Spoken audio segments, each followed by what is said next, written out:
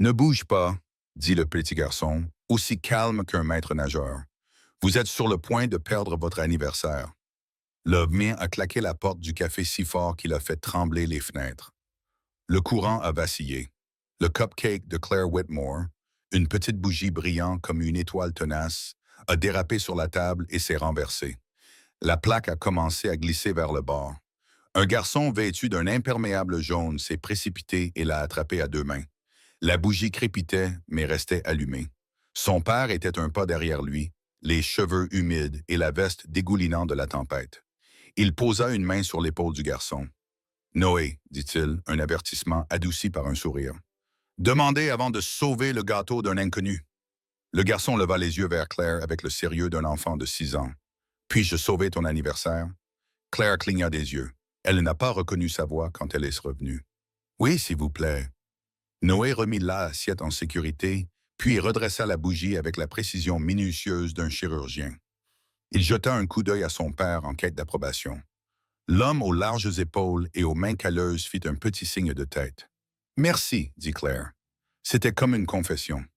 Sturm se montre aujourd'hui, dit l'homme en jetant un rapide coup d'œil au panneau qui se balançait à l'extérieur du Harbor Light Café. Ça va? Je vais bien, dit Claire automatiquement. La chaise sous elle bourdonnait doucement lorsqu'elle s'ajustait. Les repose-pieds en métal tremblaient à chaque fois que la porte d'entrée s'ouvrait, laissant entrer un nouveau souffle de pluie. Noah monta sur la chaise d'en face sans demander, le menton sur les poings, fasciné par la seule bougie. « Est-ce que tu fais un vœu? » il a demandé. « Parfois, » dit Claire. « Parfois, il est plus prudent de ne pas le faire. » Il fronça les sourcils comme si c'était une énigme qu'il pourrait résoudre plus tard. L'homme posa sa veste sur le dossier de la chaise, essuya l'eau de ses cheveux avec ses doigts, puis tendit la main. « Jack, dit-il, voici mon fils, Noé. » Claire, sa main disparut dans la sienne, chaleureuse, le genre de poignée de main qui n'essayait pas de prouver quoi que ce soit. « Avez-vous tous les deux l'habitude de faire des entrées dramatiques? »« Seulement le mardi, dit Noah, et n'importe quel jour avec du tonnerre. » Jack pencha la tête vers la fenêtre.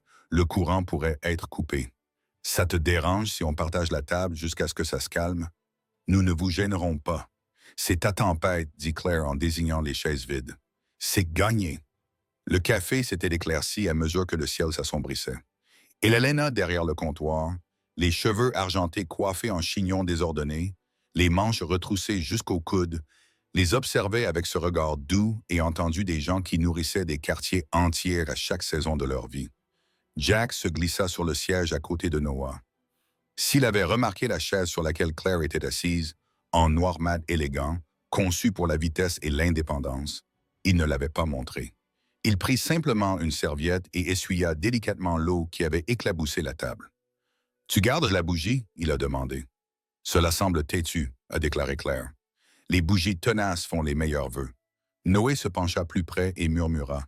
« Vous pouvez me faire part de votre souhait. Je ne compte pas. »« Alors ça ne marcherait pas, » murmura Claire en retour.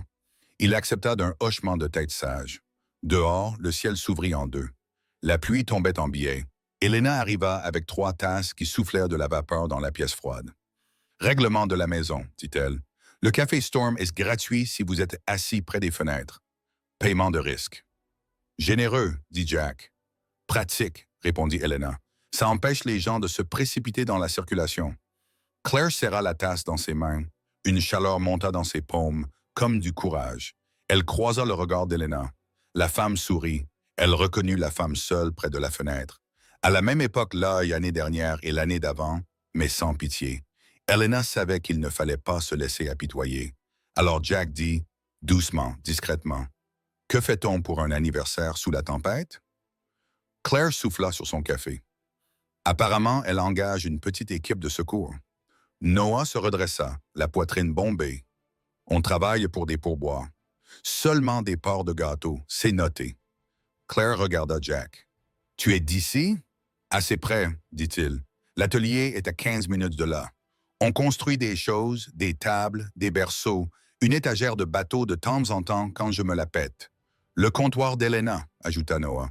Papa l'a réparé quand le coin a perdu son courage. » Le regard de Claire se porta sur le bord du comptoir. Elle toucha le bois des yeux.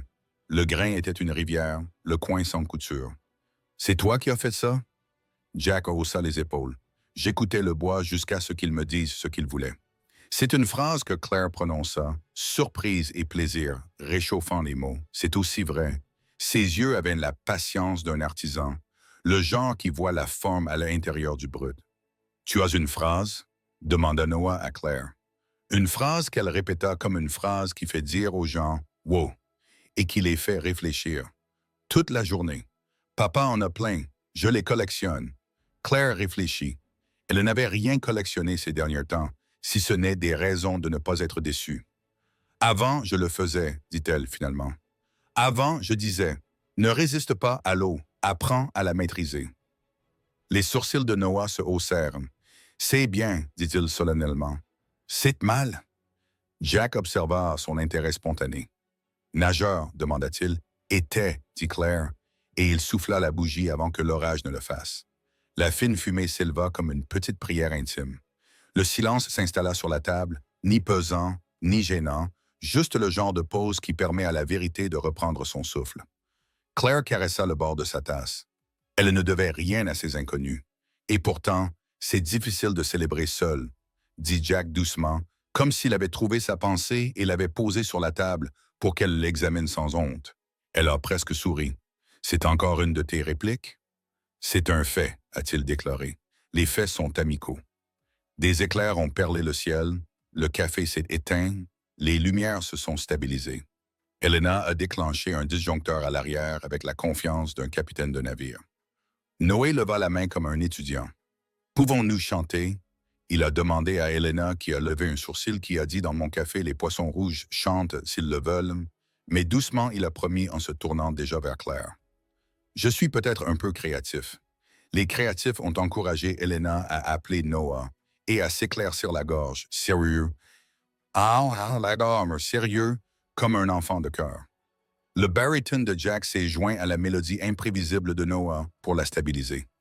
Ce n'était pas une performance. C'était une petite offrande fausse. Claire ne savait pas quoi faire de la douleur qui lui parcourait les côtes, alors elle ne fit rien. Elle la laissait fleurir. « Fais un deuxième vœu, murmura Noé à la fin. Pour la sauvegarde. » Gourmand, dit Claire, mais ses yeux la piquaient. La porte claqua à nouveau. Un homme portant une casquette de baseball trimpée est entré en trombe, s'est secoué comme un retriever et a crié des ordres à un téléphone comme s'il lui devait de l'argent. Helena lui lança un regard qui signifiait « langage ». Il murmura « désolé » et se glissa jusqu'à la table la plus éloignée. Le monde se précipita dans le bruit des textes, le sifflement de la machine à expresso, la tempête qui se disputait avec la ville. Jack tendit une fourchette. Permission de commettre un cupcake. Claire rit, un son qu'elle-même n'avait pas entendu depuis longtemps. Permission accordée. Ils ont mangé. Ils ont parlé dans ces cercles sûrs que choisissent les étrangers. Au début, les équipes du lycée local vivent une histoire d'amour-haine avec la mer. Noé a expliqué la hiérarchie de ses dinosaures préférés. Jack les écoutait tous les deux avec le même respect. « À ton tour, dit Claire lorsque Noah s'arrêta pour reprendre son souffle. Nous devrions enregistrer tous les anniversaires aujourd'hui. » Noah jeta un coup d'œil à Jack. Quelque chose s'est passé entre eux, une conversation entière en un clin d'œil. La bouche de Jack se souleva à un coin. « Quelqu'un que nous aimons, a-t-il dit. Chaque année, nous venons ici et racontons une histoire à son sujet. Ça a l'air d'une bonne tradition. Ça l'est, dit-il. Les traditions, c'est comme ça qu'on porte les gens sans les laisser tomber. » Une autre phrase qui semblait vraie. Claire la rangea avant de pouvoir s'en empêcher. Dehors, une sirène hurla, puis s'éteignit. La tempête réorganisa les nuages. Helena glissa une petite assiette sur la table. 2 biscuits au sucre en forme de bateau. Sur la maison, elle posa doucement son regard sur Claire. Pour naviguer. Claire en souleva un, examina le glaçage festonné. « Et si je ne suis pas très douée ?» demanda-t-elle. La question ne concernait pas les biscuits. « Alors, on fait comme les bateaux, dit Helena. On continue à pointer la proue vers la maison, même si on zigzague pour y arriver. » Noah mordit la poupe de son biscuit. « Je zigzague tout le temps, dit-il fièrement. Papa dit que ça s'appelle corriger le cap, et ce n'est pas une erreur, c'est de la science. Ton père semble avoir une règle pour tout, dit Claire. Seulement les passages importants, répondit Jack avec une pointe de autodérision. Le vent s'apaisa peu à peu. Les gens commencèrent à consulter leur téléphone. Quelques-uns restèrent là à regarder dehors, décidant de se précipiter vers leur voiture sans être baptisés par la pluie. Jack jeta un coup d'œil à la porte, puis à Claire.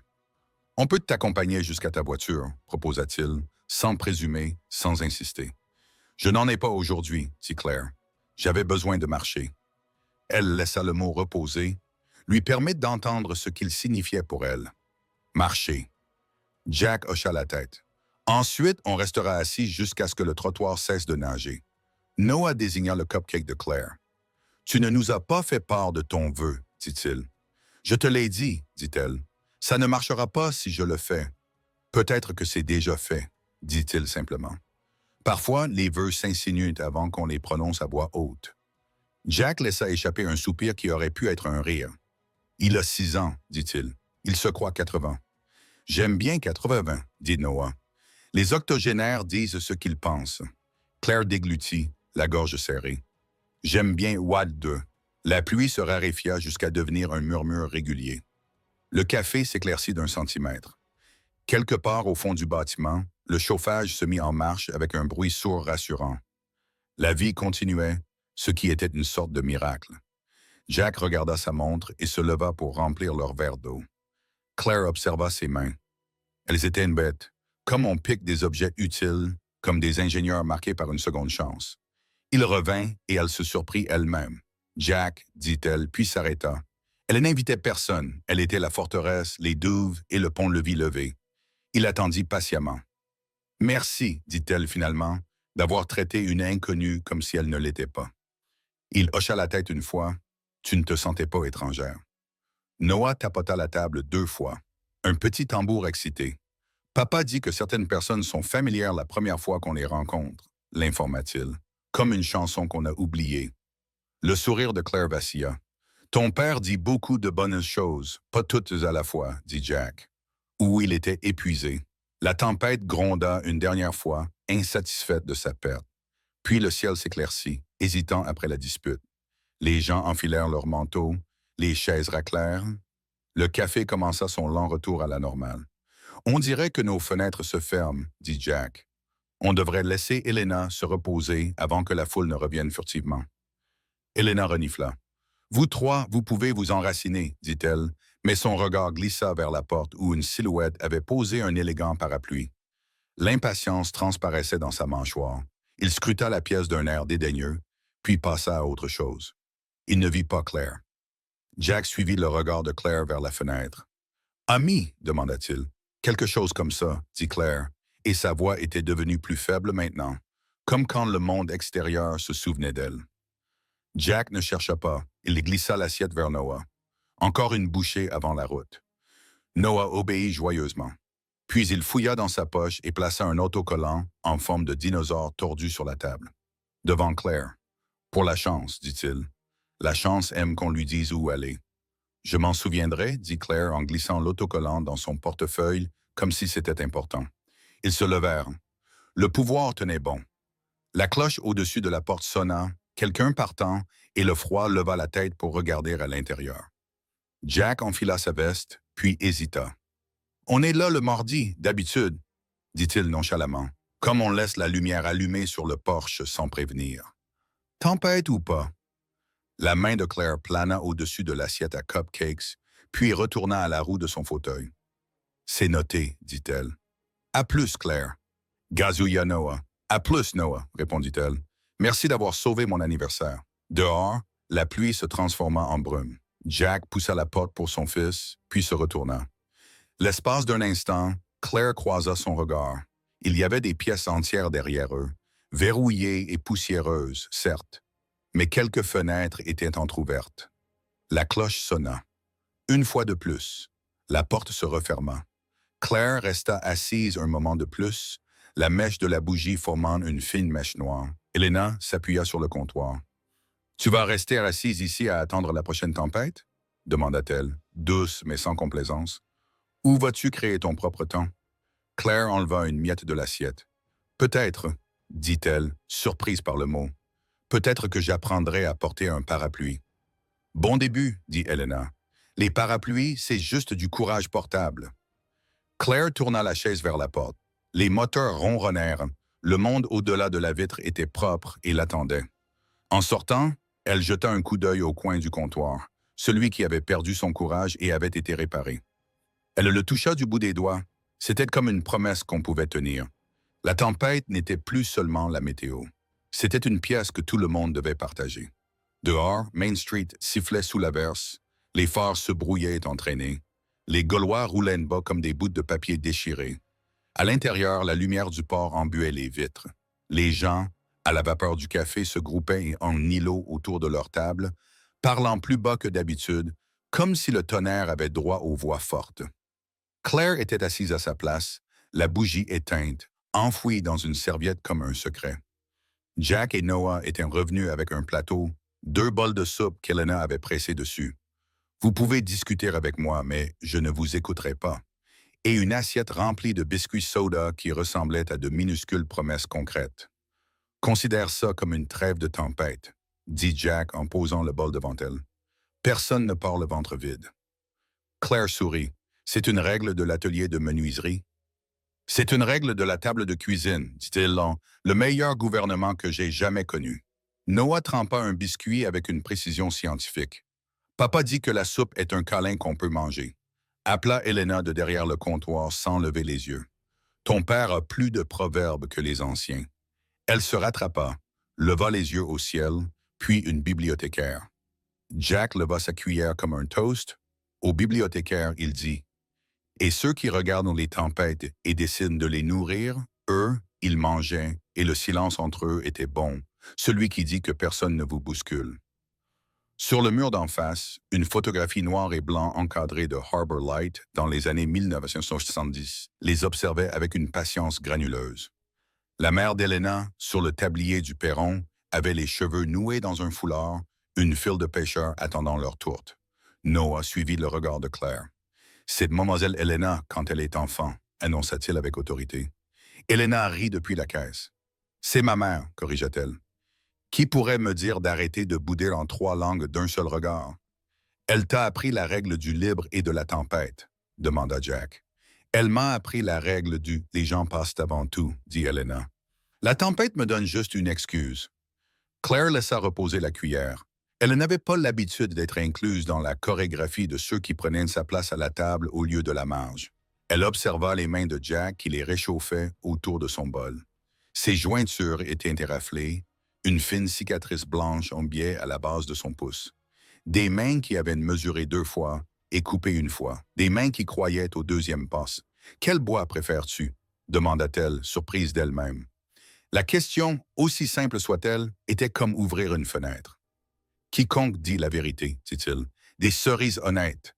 Patient de Maples, le chêne est un vieil homme têtu qui s'attendrit quand on l'écoute. Existe-t-il un bois qui mente? » Claire pencha la tête. « Seulement quand on fait semblant que c'est quelque chose qu'il n'est pas, dit-il. Mais ce n'est pas un problème de bois. C'est un problème de personne. » Noah hocha la tête d'un air entendu. « On ne fait pas semblant chez nous. » Il le dit à Claire. « Papa dit que faire semblant, c'est pour les déguisements, pas pour les sentiments. » « Ton père dit beaucoup de choses qui méritent d'être écrites, dit-elle. Jack haussa les épaules, mal à l'aise devant le compliment. « Parler coûte moins cher que montrer, dit-il. J'essaye de laisser le travail faire le gros du travail. » Quelque chose dans tout cela atterrit doucement et profondément. Claire sentit la phrase trouvée prise là où les mots passent habituellement inaperçus. La sonnette au-dessus de la porte retentit 2 fois. Une rafale, puis quelques disputes et des murmures sur la question de savoir si un orage est un présage. S'il est pluvieux, conseilla Helena en lui tendant des serviettes. Les lumières vacillèrent de nouveau. Quelques téléphones éclairèrent des visages de cette lueur bleue fantomatique. « Raconte-moi ton histoire du mardi, » dit Claire à Noah en se penchant en avant. Son visage s'illumina aussitôt. « On vient d'ici et on se dit une chose dont on se souvient de ma mère, » dit-il en comptant sur ses doigts. Comme si ses crêpes étaient toujours rondes, jamais ovales. Et elle pensait que mon 2e prénom devrait « Sois courageux ». Mais papa dit alors « C'est comme me faire faire mes devoirs toute ma vie. » Jack sourit. Nous avons trouvé un compromis avec James. Le courage se mérite, il ne s'obtient pas. Claire eut la gorge serrée. Elle prit une gorgée pour la couvrir. « Tu te souviens d'elle ?» demanda-t-elle doucement à Noah. « Je me souviens des histoires, dit-il, et ça n'avait pas l'air triste. Les histoires sont comme des tremplins pour ne pas tomber dans la rivière. C'est exactement ça, dit Claire. Elle posa la main sur la table, sentant la faible vibration de la pluie sur le verre, son tambour vivant. Je nageais, ajouta-t-elle, une simple offrande disposée comme du pain. Jack la regarda, sans la regarder. Quel genre de nageur, demanda-t-il. Le genre qui apprenait à respirer au troisième mouvement et à compter les carreaux quand le plafond n'avait plus de sens, dit-elle. Elle garda les yeux fixés sur le grain du bois. Le genre qui pensait que l'eau était la seule chose qu'il aimait en retour. Noah chuchota. C'est une bonne réplique et attrapa un biscuit. La voix de Jack était posée. L'eau, il t'aime toujours, dit-il. Il est patient comme l'érable. Le rire de Claire fut soudain surpris. On ne peut pas parler à l'eau comme on parle au bois. On peut si on a appris à écouter, dit-il, et la phrase resta suspendue entre eux comme une corde à laquelle on pouvait se fier. Un craquement sec fendit le ciel. Les lumières s'éteignirent.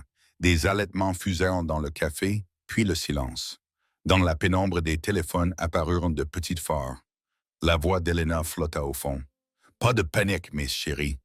Arbor Light navigue mieux dans l'obscurité que la plupart des endroits au soleil. » La main de Jack fit un mouvement fluide, impassible, et une petite lampe de poche s'alluma dans la poche de sa veste, son faisceau doux. Il la posa sur la table, le cône de lumière formant une douce tente au-dessus des bols et de leurs visages. Noah se pencha vers la lueur, ravi. « Papa porte tout. Il dit que les poches sont pour la préparation, pas pour les miettes. Moi, je dis que les poches sont pour l'argent. Je ne vois rien, marmonna Elena en heurtant un tiroir. Quelqu'un, rappelle-moi de mettre les piles neuves sur la liste de courses. Claire regarda le cercle de lumière jaunâtre, transformer l'orage en un acteur secondaire.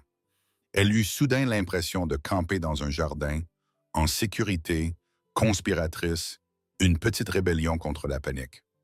Jack détourna le faisceau des yeux de Claire sans faire de scène. « Ça va ?» demanda-t-il à nouveau, comme il l'avait fait plus tôt.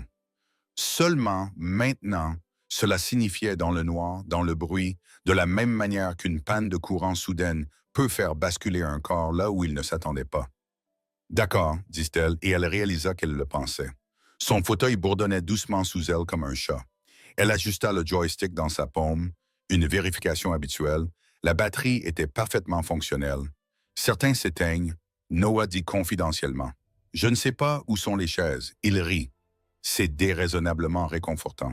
« Le confort devrait être déraisonnable, dit Jack. Sinon, ce ne sont que des meubles. » Le courant revint, hésitant comme un enfant jetant un coup d'œil par une porte. Puis resta immobile. Un bruissement de conversation soulagé parcourut la pièce. Elena émergea triomphalement du fond, une bougie allumée. « Soucoupe, au cas où l'électricité se lasserait à nouveau, » dit-elle en la posant près de leur lampe de poche. La redondance est presque aussi divine qu'une bonne planification. Claire regarda la petite flamme et ressentit comme une permission. La voix d'Elena s'adoucit à son nom. « Tu étais là, il y a des années, avec ta mère. » Pas une question, un souvenir offert comme une main sur une épaule.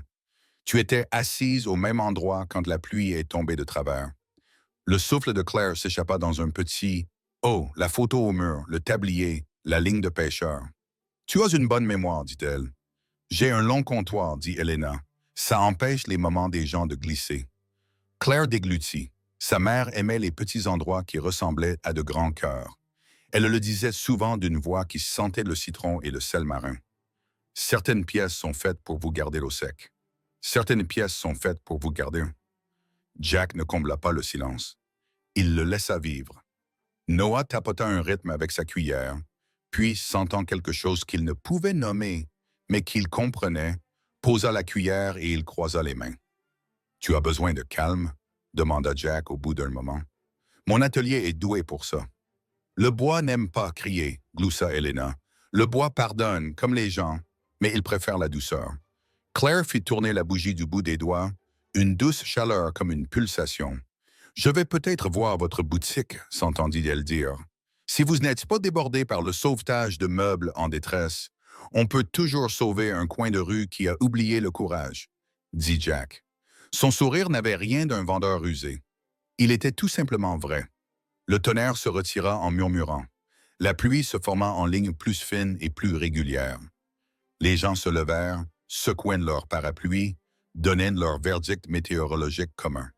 On dirait que ça s'apaise. Noah glissa brusquement de sa chaise. Cinétique. Il faut partir avant que les flaques ne se transforment en océan, annonça-t-il. J'ai promis à mes chaussettes de ne pas les trahir. Jack se leva, enfilant sa veste. Il prit la lampe torche, l'éteignit, puis hésita. On sera là mardi, dit-il de nouveau avec cette lumière de Porsche. Mais tu n'as pas besoin de mardi. Claire glissa la bougie enveloppée dans une serviette dans la poche de son manteau. J'essaierai peut-être lundi, dit-elle. Audacieux, dit-il amusé.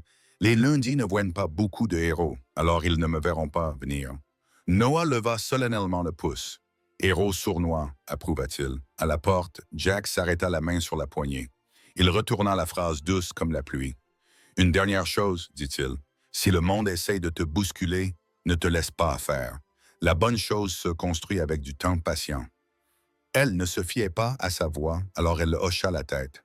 Notez, réussit-elle. J'essayerai d'être Maple. Maple te va bien, dit-il. Puis la cloche sonna, et le froid s'installa, et ils disparurent. Un père et un garçon poussant dans une rue rincée. Claire resta assise à regarder la porte se refermer, la dernière goutte s'échappant du store, comme un dernier applaudissement. Elle sentait la forme de leur absence aussi clairement qu'elle avait senti leur présence, comme un poids enlevé après avoir grandi, habituée à le porter. Helena ramassa les bols vides, puis posa quelque chose sur la table sans commentaire. Une carte de visite, blanche, avec un petit contour d'arbre en relief et les mots « Atelier Ronson » au dos, d'une main qui ne s'excusait pas d'exister. Une note au crayon. Mardi toujours, mais n'importe quel jour est bon. Claire tourna la carte du pouce par la fenêtre. La rue brillait comme une idée nouvelle. « Tu vas attendre mardi prochain ?» demanda Helena, sans lever les yeux, rinçant les bols comme un après-midi ordinaire. Claire glissa la carte dans son portefeuille à côté de l'autocollant dinosaure de Noah. « Je pourrais essayer un autre jour, dit-elle lentement. Peut-être celui qui commence maintenant. » Le sourire d'Helena trouva d'abord la fenêtre, puis celui de Claire. « Le meilleur, dit-elle, ne nécessite pas de réservation. » Quand Claire sortit enfin, le moteur du fauteuil ronronna, tel un vœu pieux. Les trottoirs avaient cessé de nager. Elle leva le visage vers l'air humide, non pas pour jauger le temps, mais pour se souvenir de la sensation d'être retenue par une pièce quand le ciel avait oublié comment. À travers. Dans la rue, le parc sirotait la pluie. Un cri de joie s'échappa. Claire toucha la poche où la bougie réchauffait sa paume et pensa. Si l'eau peut porter le poids d'un navire, peut-être peut-elle porter le poids d'un nom que je n'ai pas encore appris à prononcer à voix haute. Elle ne le dit pas. Elle laissa cette pensée flotter à ses côtés, tandis qu'elle roulait vers la maison. Un petit bateau qui avançait, prouvant que parfois, un abri n'est pas un toit. C'est une voix à votre table qui dit « Restez aussi longtemps que vous le souhaitez. On gardera la soupe au chaud. » Claire se réveilla avant de la ville, le penthouse drapé dans cette lumière bleue pâle qui fait que tout semble un souvenir. La pluie avait cessé dans la nuit, mais le verre portait encore ses traces de doigts. Elle était assise à l'îlot central de la cuisine avec une tasse de thé tiède, fixant la condensation comme si elle pouvait répondre à une question qu'elle n'avait pas encore posée. La voix de son père rompit le silence dans l'interphone, pas en personne. « Claire, j'ai décalé l'appel du conseil à 9 heures. On fera un rapide point d'avant. » Ce n'était pas une demande. Elle appuya sur le bouton. « Ce n'est pas un bon matin pour un point, papa. »« C'est 10 minutes, » dit Walter Whitmore, comme si 10 minutes étaient une gentillesse. « Ensuite, tu pourras avoir le reste de la journée pour faire ce que tu fais en ce moment. » Quoi que je fasse en ce moment, les mots éraillèrent. « On verra bien, » murmura-t-elle, mais la chaîne était déjà silencieuse. Elle tourna la chaise vers les baies vitrées. Au-delà, Elliott Bay était une feuille d'argent martelée. Quelque part, des mouettes hurlaient sur des débris. Des bateaux de pêche rentraient au port. Claire imaginait l'eau sur sa peau, froide, honnête, simple. Et puis, sans le vouloir, elle était de retour. Le coup de pistolet du starter claqua. Elle fonça, comptant les carreaux, sentant la netteté de chaque coup. Le souffle au troisième, le virage, une chute parfaite contre le mur. Le monde se rétrécit au rythme des battements de cœur musculaires. Elle était en tête, elle le sut lorsque le crissement des pneus déchira l'image. Son corps se souvint de la seconde d'apesanteur avant l'impact. L'odeur du caoutchouc brûlé. Puis plus rien que le noir et l'écho de son propre nom hurlé de quelque part où elle ne pouvait répondre. Elle cligna des yeux et la vitre s'éclaircit pour revenir au présent. Le téléphone de Claire vibra, un numéro inconnu. Elle faillit l'ignorer, puis entendit la voix d'un garçon dans sa tête. Peut-être que son vœu avait déjà été exaucé. Elle ouvrit le message. Une photo. Le comptoir du port baigné par le soleil de l'après-midi. En dessous, en lettres majuscules bien nettes, nous avions fixé. La charnière grinçait. Le coffre, fort de mardi, était de nouveau là. Pas de signature, mais elle n'en avait pas besoin. À des kilomètres de là, Jack Rohr était penché sur une planche de cèdre dans son atelier. L'air était chargé de sueur et de la morsure nette du bois coupé. La lumière entrait par la grande porte à enroulement, attrapant les mouilles suspendues comme de la neige lente. Noah, assis en tailleur sur l'établi, dessinait un stégosaure chaussé de bottes de pluie. « Papa, dit-il sans lever les yeux, on va la revoir? » Jack épousseta les copeaux de la planche. « C'est peut-être à elle de décider. » Elle sourit. « Différent, dit Noah. Pas le sourire, je suis poli.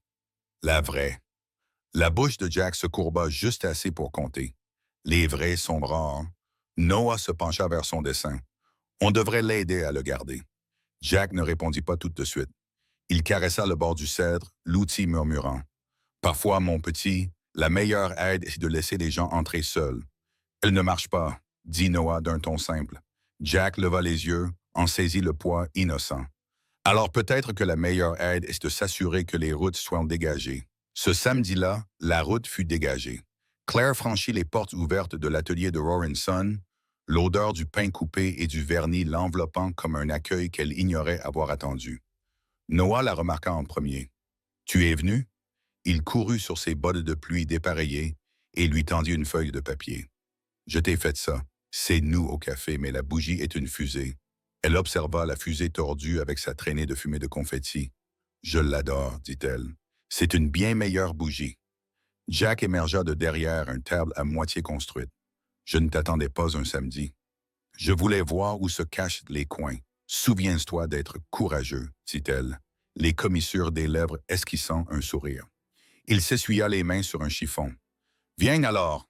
Il la conduisit devant des établis encombrés de ciseaux et de serre-joints, chaque surface formant un petit pays de projets en cours de route. « C'est du cerisier, dit-il en tapotant une riche tranche rougeâtre. Têtu, mais il se réchauffe si on gagne sa confiance. » Elle caressa le grain du bois comme un humain. Les yeux de Jack se posèrent sur elle. Exactement comme un humain. Au fond, il lui montra le support d'un rocking chair inachevé. L'érable, patient, n'hésite pas à attendre d'être ce qu'il est censé être. Claire traça la courbe douce d'un accoudoir. « Il est stable. La stabilité est sous-estimée, dit Jack. Tout le monde veut du spectaculaire jusqu'à ce que le spectaculaire les laisse tomber. » Elle leva les yeux vers lui. « Et toi? Je veux de l'honnêteté. » Il haussa les épaules. L'honnêteté dure plus longtemps. Il y eut alors un silence, celui qui n'était pas vide, mais chargé de sueur dans l'air de mots qu'il valait mieux laisser reposer un peu plus longtemps. Plus tard, assise sur une caisse retournée pendant que Jack et Noah travaillaient, Claire se surprit à leur raconter sa première compétition de natation à 12 ans, comme elle avait été terrifiée jusqu'à ce que son entraîneur lui dise « L'eau ne juge pas ta forme. Cela ne fait que refléter ta façon de bouger. » Noah fronça les sourcils. « Alors toi et l'eau étiez amis. » « Nous l'étions, dit-elle doucement. « Nous le sommes toujours. Peut-être qu'on ne se voit plus aussi souvent. » Jack lui jeta un coup d'œil rapide, mais sans rien manquer. « Mes amis, attendez, dit-il. » Lorsqu'elle partit de cet après-midi-là, l'air était doré sous un soleil couchant. Jack la raccompagna jusqu'à la porte. « Vous savez, dit-il, l'érable met du temps à atteindre sa pleine puissance. Les gens se précipitent, mais ils finissent par se retrouver avec quelque chose qui se casse trop tôt. » Elle rencontra son regard. « On parle encore de bois? » Son sourire était petit et fin. « Peut-être pas. » Noé fit un signe de la main depuis l'intérieur. On se voit mardi ou lundi ou les deux. Claire s'est lancée dans la rue, le bruit des scies et des rires la suivant comme une marée qui se retire. Elle ne s'est rendue compte qu'une fois arrivée au coin qu'elle souriait encore, le vrai sourire. Et quelque part derrière elle, dans une boutique qui sentait le cèdre et les nouveaux départs, un homme la regardait partir et pensait aux routes et à la façon dont on en construit certaines, dont on en dégage certaines, et dont on attend simplement à côté d'autres que quelqu'un soit prêt à les parcourir. La pluie avait pris une journée de repos, laissant le port scintillant sous un pâle soleil d'hiver. Claire se retrouva à rouler dans une rue étroite qu'elle n'avait jamais remarquée auparavant. L'air sentait le sel et la sueur, un mélange qui lui manquait jusqu'à présent. Elle pensait à l'atelier depuis qu'elle l'avait quitté l'autre jour. Ce n'est pas la façon dont vous pensez à un magasin que vous pourriez visiter à nouveau, mais la façon dont vous pensez à un endroit qui a déjà pris possession d'un coin de vous sans permission. Jack était dehors, penché sur une planche sur deux chevalets, un crayon derrière une oreille. Noé était assis sur le trottoir avec une boîte de craie, traçant une piste de course sinueuse pour les petites voitures. Tous deux levèrent les yeux en même temps. « Tu es revenu ?» Noé a dit cela comme si c'était l'ordre naturel des choses. Il semble que Claire ait répondu. Jack redressa la sciure de bois qui recouvrait sa chemise. « Je pensais justement à t'appeler. »« Pourquoi ?» elle a demandé. Il fit un geste vers la porte ouverte. « J'ai pensé que vous voudriez peut-être voir quelque chose qui n'est pas encore terminé. » Claire pencha la tête. « Pourquoi? Montre-moi quelque chose d'inachevé. »« Parce que c'est là que c'est honnête, » dit Jack. « Avant le polissage. Avant de prétendre être parfait. » À l'intérieur de l'atelier, il faisait plus chaud qu'elle ne s'en souvenait, la lumière de l'après-midi se répandant en larges bords sur le sol. Chaque établi était une histoire en cours. Des jambes à moitié sculptées, des piles de pousses de papier de verre remplies de vis comme des constellations capturées. Celui-ci, dit Jack en s'arrêtant à côté d'un grand cadre. L'érable va devenir une table à manger pour une famille avec trop d'enfants. Claire passa ses doigts le long du bord. C'est lisse. Pas encore, dit-il. Lisse est une finition. C'est juste de la patience. Elle sourit. La patience est fun, le patient dur. Jack la regarda, et il y avait quelque chose dans son regard qui disait qu'il entendait plus qu'elle ne disait. Vous savez ce que j'aime dans le bois? Qu'il écoute, qu'il ne mente pas. Il corrigea doucement. Si vous appuyez trop fort, vous le voyez. Si vous coupez mal, il n'oubliera pas, mais il vous permettra de réessayer. Claire regarda le grain sous sa main. Les gens devraient être plus comme ça. Certains le sont, a-t-il dit. Il suffit de les trouver. Ils se sont déplacés vers l'arrière de l'atelier où un établi bas abritait des projets plus petits. Noé était là, en train d'enfoncer des clous dans un morceau de ferraille avec une précision extrême. « Ce sera une étagère pour vos livres, » annonça-t-il. « Mes livres? Papa dit que tu lis probablement beaucoup, » expliqua Noah. « Alors, j'en fabrique un assez solide pour supporter des objets lourds. » Claire rit doucement. « C'est attentionné. C'est de l'ingénierie, » corrigea-t-il. Jack s'appuya sur le banc et regarda son fils.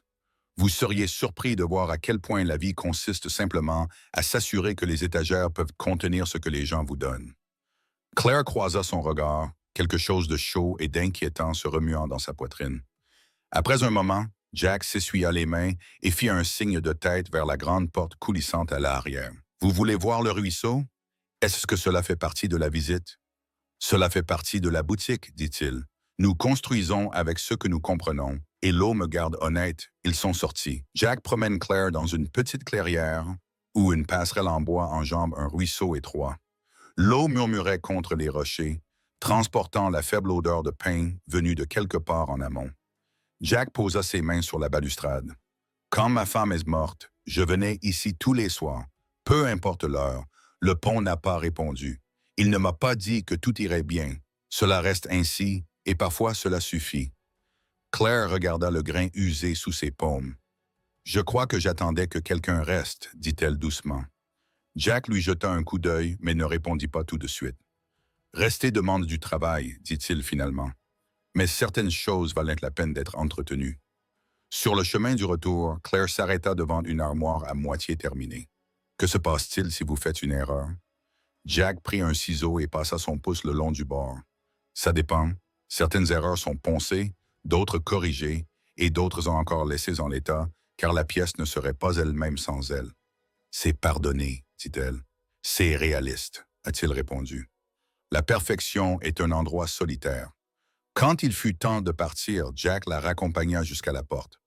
Noah a poussé un petit sac en papier sur ses genoux. « C'est quoi ces copeaux de bois? » dit-il sérieusement. « Ils sentent comme le magasin. » Pour ne pas oublier de revenir. Claire inhala le léger parfum, chaud, intense, un peu sauvage. « Je pense que je n'oublierai pas. » Jack se tenait debout, une main sur le cadre de la porte. « Vous n'avez pas besoin d'attendre mardi, » a-t-il dit. Elle rencontra son regard. « Je sais. » Pendant un instant, l'atelier bourdonna d'un bruit inexprimé, comme le silence entre la dernière coupe et la première couche de finition. Puis elle roula dans l'air frais le sac en papier sur ses genoux et l'écho de l'eau dans ses oreilles. Alors que la porte se refermait derrière elle, Jack la regarda partir et pensa « Certaines personnes entrent et changent de l'ambiance de la pièce même après leur départ. » Et pour la première fois depuis longtemps, il réalisa qu'il construisait quelque chose qui n'était pas du tout fait de bois. Walter Whitmore ne claquait pas les portes. Il a remplacé les charnières. Le bureau du 41e étage était une cathédrale de verre silencieux et puissant qui donnait à la ville un air obéissant. Des livres disposés comme des arguments ont déjà gagné un bureau en noyer assez large pour faire atterrir un petit avion. Walter se tenait devant les fenêtres, sa veste enlevée et ses manches retroussées, comme s'il avait l'intention de lutter pour que l'horizon se comporte bien. Mason Grant, son conseiller juridique, posa un mince dossier sur le bureau. « Vous avez demandé un contrôle discret. » Il a dit que j'étais discret. Walter ne s'est pas assis. Il ouvrit le dossier comme un chirurgien ouvrant un coffre proprement et sans émotion. À l'intérieur, des photos d'un modeste atelier, des relevés bancaires saupoudrés de rouge, une liste de clients, des restaurants locaux, une marina, une église avec une nouvelle chaire qui ressemblait à la proue d'un navire, puis une page qui l'a arrêté pendant une fraction de seconde. Un garçon en bottes de pluie souriant, un homme avec une main sur son épaule. Tous deux étaient éclaboussés de sueur de bois et regardaient la caméra comme si elle ne les avait pas pris. Ils les avaient trouvés. Jack Roar Mason dit « Veuf, fils de 6 ans, le magasin a un problème de trésorerie saisonnier. Rien d'inhabituel pour une petite entreprise, mais il est endetté. » Walter serra les dents. « Dans votre monde, l'endettement est un autre mot pour dire faible, » répondit Mason. « Dans le sien, c'est la façon dont on maintient les lumières allumées. » Walter tourna la page. « Et le caractère? » « Des gens comme lui, » dit Mason simplement. Le propriétaire de la marina le qualifia d'homme à qui on peut confier son nom.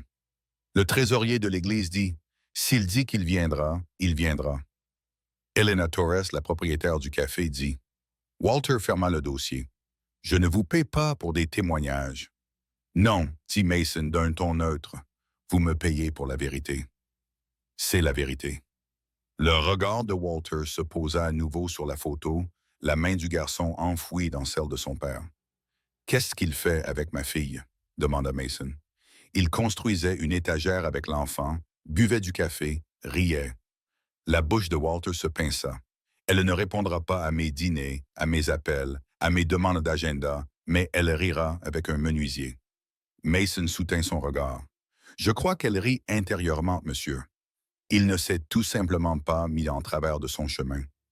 La main de Walter plana au-dessus du dossier, puis se retira. « Rédiger une lettre, dit-il d'une entreprise neutre. Ils informaient leurs plus gros clients que s'associer à un atelier faisant l'objet d'une enquête pour irrégularités en matière de sécurité au travail serait une mauvaise image. Suggérer qu'ils reconsidèrent leur décision. » Mason ne bougea pas. « Enquêter par qui? »« Quelqu'un qui les effraie, » dit Walter d'une voix calme et terrible. Un email peut être une véritable tempête s'il est formulé correctement. Mason choisit ses mots avec soin. « Walter, vous êtes sur le point d'utiliser la rumeur comme une arme. Ce n'est pas un outil qui ne frappe qu'une seule cible. » Walter finit par s'asseoir, les doigts croisés, comme un homme en prière. « On peut reconstruire une boutique avec de l'argent, dit-il. On ne peut pas reconstruire une vie si un prédateur la détruit. Je protège ma fille. » Mason marqua une pause. Où se protéger de ce qu'on ne peut pas réparer? Le regard de Walter était glacial. « Fais ton travail, Mason. » Mason hocha la tête. « J'écrirai la lettre. Il se retourna pour partir, puis ajouta doucement. J'ai rencontré Claire quand elle avait 10 ans. Elle m'a offert un bonbon au citron et m'a dit que ma cravate me donnait un air sérieux mais gentil. Elle n'a pas besoin de douve. Elle a besoin d'un pont. Les bons avocats ne prêchent pas, dit Walter. Les bons pères écoutent, dit Mason en refermant doucement la porte derrière lui. De l'autre côté de la ville, Jack mesurait 2 fois. L'acheteur de la chaîne, un homme nommé Bowers, aux cheveux bien coiffés et à la montre qui criait, parcourait le long du long comptoir que Jack avait maquillé en ruban adhésif dans le magasin. « Votre concept nous plaît, dit Bauer. Nous voulions faire preuve d'authenticité pour notre nouveau magasin phare au bord de l'eau. Instagram aime le bois. Ça donne aux gens l'impression d'acheter de l'humanité avec leur café. » Jack sourit. Wood a de meilleures manières qu'Instagram. Bowers rit, car cela semblait prévisible. Il prit des photos. Des délais serrés, prévint-il. 4 semaines. Pouvez-vous respecter ce délai? Jack jeta un coup d'œil au calendrier épinglé au-dessus de la perceuse à colonnes. Les 6 cases suivantes étaient déjà pleines de noms. Les créneaux de livraison de Rose. Il pensa à l'assurance salaire. Les bottes d'hiver de Noah qui lui allaient soudain comme un souvenir. On respectera le délai, dit-il. On ne rate pas. Bien, Bowers dit légal. On enverra les papiers. Essaye de ne pas saigner dessus. Ils se serrèrent la main. Après le départ de Bowers, Jack s'appuya contre le banc, expira le souffle qu'il avait retenu depuis l'appel. Il le voyait à la façon dont le grain du bois courait, à la façon dont la lumière se posait sur le virage à 16 heures, à la façon dont les gens se mettaient des coudes à terre et se confièrent des secrets sans se rendre compte que Wood écoute. Noah déboula par l'arrière avec une boîte de bâtons de peinture comme des trophées. « Avons-nous gagné? On a un gros travail, dit Jack. On va peut-être devoir annuler les crêpes du mercredi pendant un moment. » Noah fit semblant de s'évanouir. « On souffre pour l'heure. » Jack lui ébouriffa les cheveux. « On mange samedi. » Le courriel arriva à 15h17. Il provenait d'un cabinet d'avocats dont Jack n'avait jamais entendu parler, avec un objet en forme de sirène. Question de diligence raisonnable, attention immédiate requise. Il le lut 2 fois. Il le relut une 3e fois. Les mots étaient clairs. Il n'accusait pas, il suggérait des rumeurs récentes concernant une plainte pour sécurité qui ne provenait pas d'une source officielle, bien sûr, et pas seulement la prudence de faire une pause. Il savait comment ça fonctionnait. Pas besoin de prouver une fissure. Il suffisait de tracer une flèche vers la fondation et de dire « Écoutez ». À 16h02, Bowers avait transféré le courriel avec un soupir d'entreprise. « Il faut faire une pause le temps de clarifier. Vous comprenez? » À 16h07, 2 petits chantiers ont appelé et ont demandé gentiment, et en s'excusant s'ils pouvaient repousser le printemps, par prudence. À 16h30, l'atelier était trop calme. Un silence sans outils, pas comme une contemplation. Noah leva les yeux de ses dinosaures. « Mauvaise nouvelle. Brouillard, dit Jack. Brouillard d'entreprise. On attendra que le vent tourne. » Noah y réfléchit sérieusement. « Avons-nous besoin de plus grands ventilateurs? » « Peut-être juste de cœurs plus stables, dit Jack. Il a envoyé un email à Bowers avec une proposition de visiter le chantier et d'inviter leurs consultants en sécurité à l'atelier. Il a joint les reçus d'inspection OSHA, des photos, tout ce qu'il pouvait contenir de vrai. Puis il a appelé les 2 petits clients et leur a dit sans plaider que l'élément le plus fiable du bâtiment serait les comptoirs. Une fois terminé, il a utilisé sa voix comme un marteau pour mesurer même ce qui comptait. Il a raccroché, il a respiré, il a reposé la raboteuse sur l'établi, car la colère et les outils électriques sont un mariage qui ne dure jamais. Quand la cloche a sonné au-dessus de la porte du magasin Tinta, il pensa que Bauer était peut-être de retour pour lui serrer la main et s'excuser en personne. Ce ne fut pas le cas. Helena entra, le vent dans son écharpe et une boîte sous le bras. « J'ai apporté des biscuits, annonça-t-elle. Pour le genre de journée où les biscuits ne guérissent pas, mais qui sont un bon début. » Jack sourit malgré le poids. « On apporte l'Ancien Testament et les biscuits, les proverbes et le sucre, dit-elle. C'est ça, une alimentation équilibrée. » Elle jeta un coup d'œil à son visage. « Qui a jeté un nuage sur votre fils? » « Un email, dit-il, et le lui a dit. Il ne dit pas la partie sur la douleur qui accompagna cette pause. Cette douleur particulière qui lui donna l'impression qu'une main s'était introduite dans sa vie et l'avait réorganisée sans demander son avis. Helena serra les lèvres. Le brouillard est une tactique, dit-elle. Les lâches aiment le brouillard ou les perd, dit Jack avant qu'il ne puisse le saisir. Le regard de Lena s'adoucit, dit-elle. Alors la tempête a un nom. Je ne sais pas ce qu'il a dit, mais il savait. Il savait comme un charpentier sait quand une planche va tomber. Dans quelques mois, ça se déformera. Pas par magie, mais par la mémoire musculaire. Peu importe. On tiendra le coup, demanda Noah, la bouche pleine de biscuits. Le brouillard peut-il être bénéfique? S'il ralentit, répondit Helena, la lenteur sauve des vies. Jack embrassa le sommet du crâne, Keen de son fils. Tout ira bien, dit-il mort, et il le pensait, car cette phrase marqua le début. Au crépuscule, Claire était assise dans le vieux fauteuil de lecture de sa mère. La ville telle une constellation sous elle. L'interphone sonna de nouveau. Une minute, dit son père. Il ne demanda rien. Elle entra dans son bureau. Walter ne leva pas les yeux de son ordinateur portable jusqu'à ce qu'elle s'arrête juste en face de lui et que le bourdonnement de son fauteuil lui apporte un contre-argument que même son argent ne pouvait ignorer. « Tu es en retard, dit-il. Je n'ai pas accepté la réunion, rétorqua-t-elle. Il a fermé l'ordinateur doucement, ce qui était pire que de le claquer. « Tu es sous ma responsabilité, dit-il, et tu te comportes de manière irresponsable. » Elle eut un petit rire. « Code, j'ai comme mangé une soupe avec un enfant, avec un homme qui voit les failles et les vise, » dit Walter. Il désigna le dossier sur son bureau. Il a exploité Claire. Il prendra ce qu'il peut. Ce n'est pas du jugement. C'est de la physique. La physique a des règles, dit-elle. C'est de la peur. Walter se leva. La peur n'est pas ton ennemi. La naïveté l'est. Les mains de Claire se crispèrent sur les bords. La naïveté me traite comme un problème à résoudre plutôt que comme une personne à rencontrer. Elle désigna le dossier d'un signe de tête. Il y a un enfant là-dedans. Votre diligence raisonnable a-t-elle mentionné qu'il chante faux et garde les bougies d'anniversaire, comme s'il pointait à l'heure du paradis? La bouche de Walter se ferma, presque douloureuse. « J'ai perdu ta mère, dit-il, et les mots sortirent comme une fuite qu'il avait mis des années à colmater. Je ne te perdrai pas. Tu me peines, dit-elle sans amertume. Une bonne décision à la fois. Il s'approcha de la fenêtre comme un homme allant à l'hôtel pour une mauvaise raison. En contrebas, la ville lui apportait la preuve qu'il avait raison sur la plupart des points. « J'ai envoyé une lettre, dit-il, comme pour confesser un péché dont vous êtes fier, à un de ses clients. Je leur ai suggéré de reconsidérer leur position. » Claire sentit le sol s'incliner, même si la chaise ne bougeait pas. « Vous avez nui à son travail. Je vous ai protégé, » dit-il avec la certitude vertueuse d'un général. Elle secoua lentement la tête. « Non, vous avez puni un inconnu parce que vous êtes terrifié par le cœur de votre propre fille. » Il tourna les yeux pétillants. « Votre cœur a été peu fiable. Il bat maintenant, dit-elle. Pour la première fois depuis des années, il bat pour autre chose que la survie. » Walter s'approcha. « Il se servira de vous. » La voix de Claire devint soudain ferme, comme la mer peut l'être quand le vent se souvient du respect.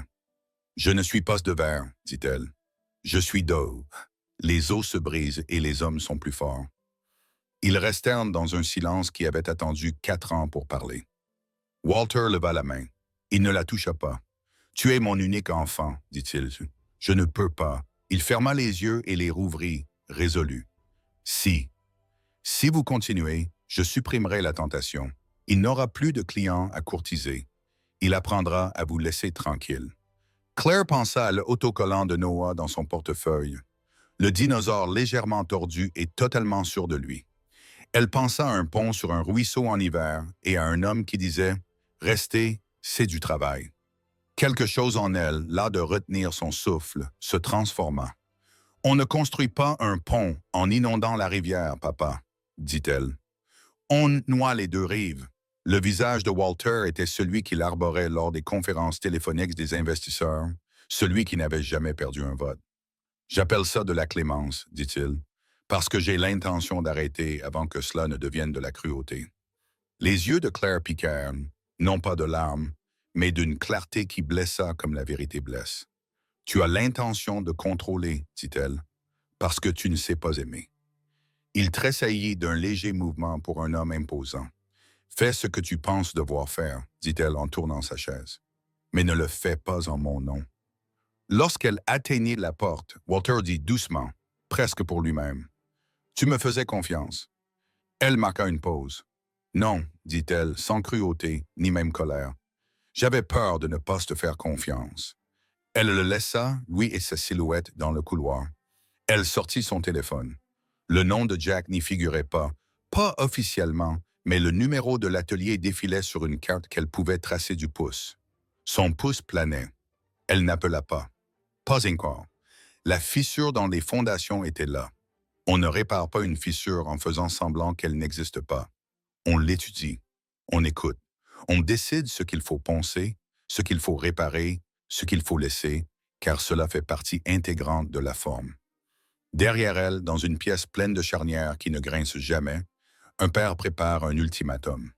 Devant elle, dans une boutique qui sent le cèdre et l'espoir tenace, un homme recalcule les délais et dit à un enfant de 6 ans que le ciel n'est pas tombé. Il n'a fait que s'entraîner. La tempête change de nom.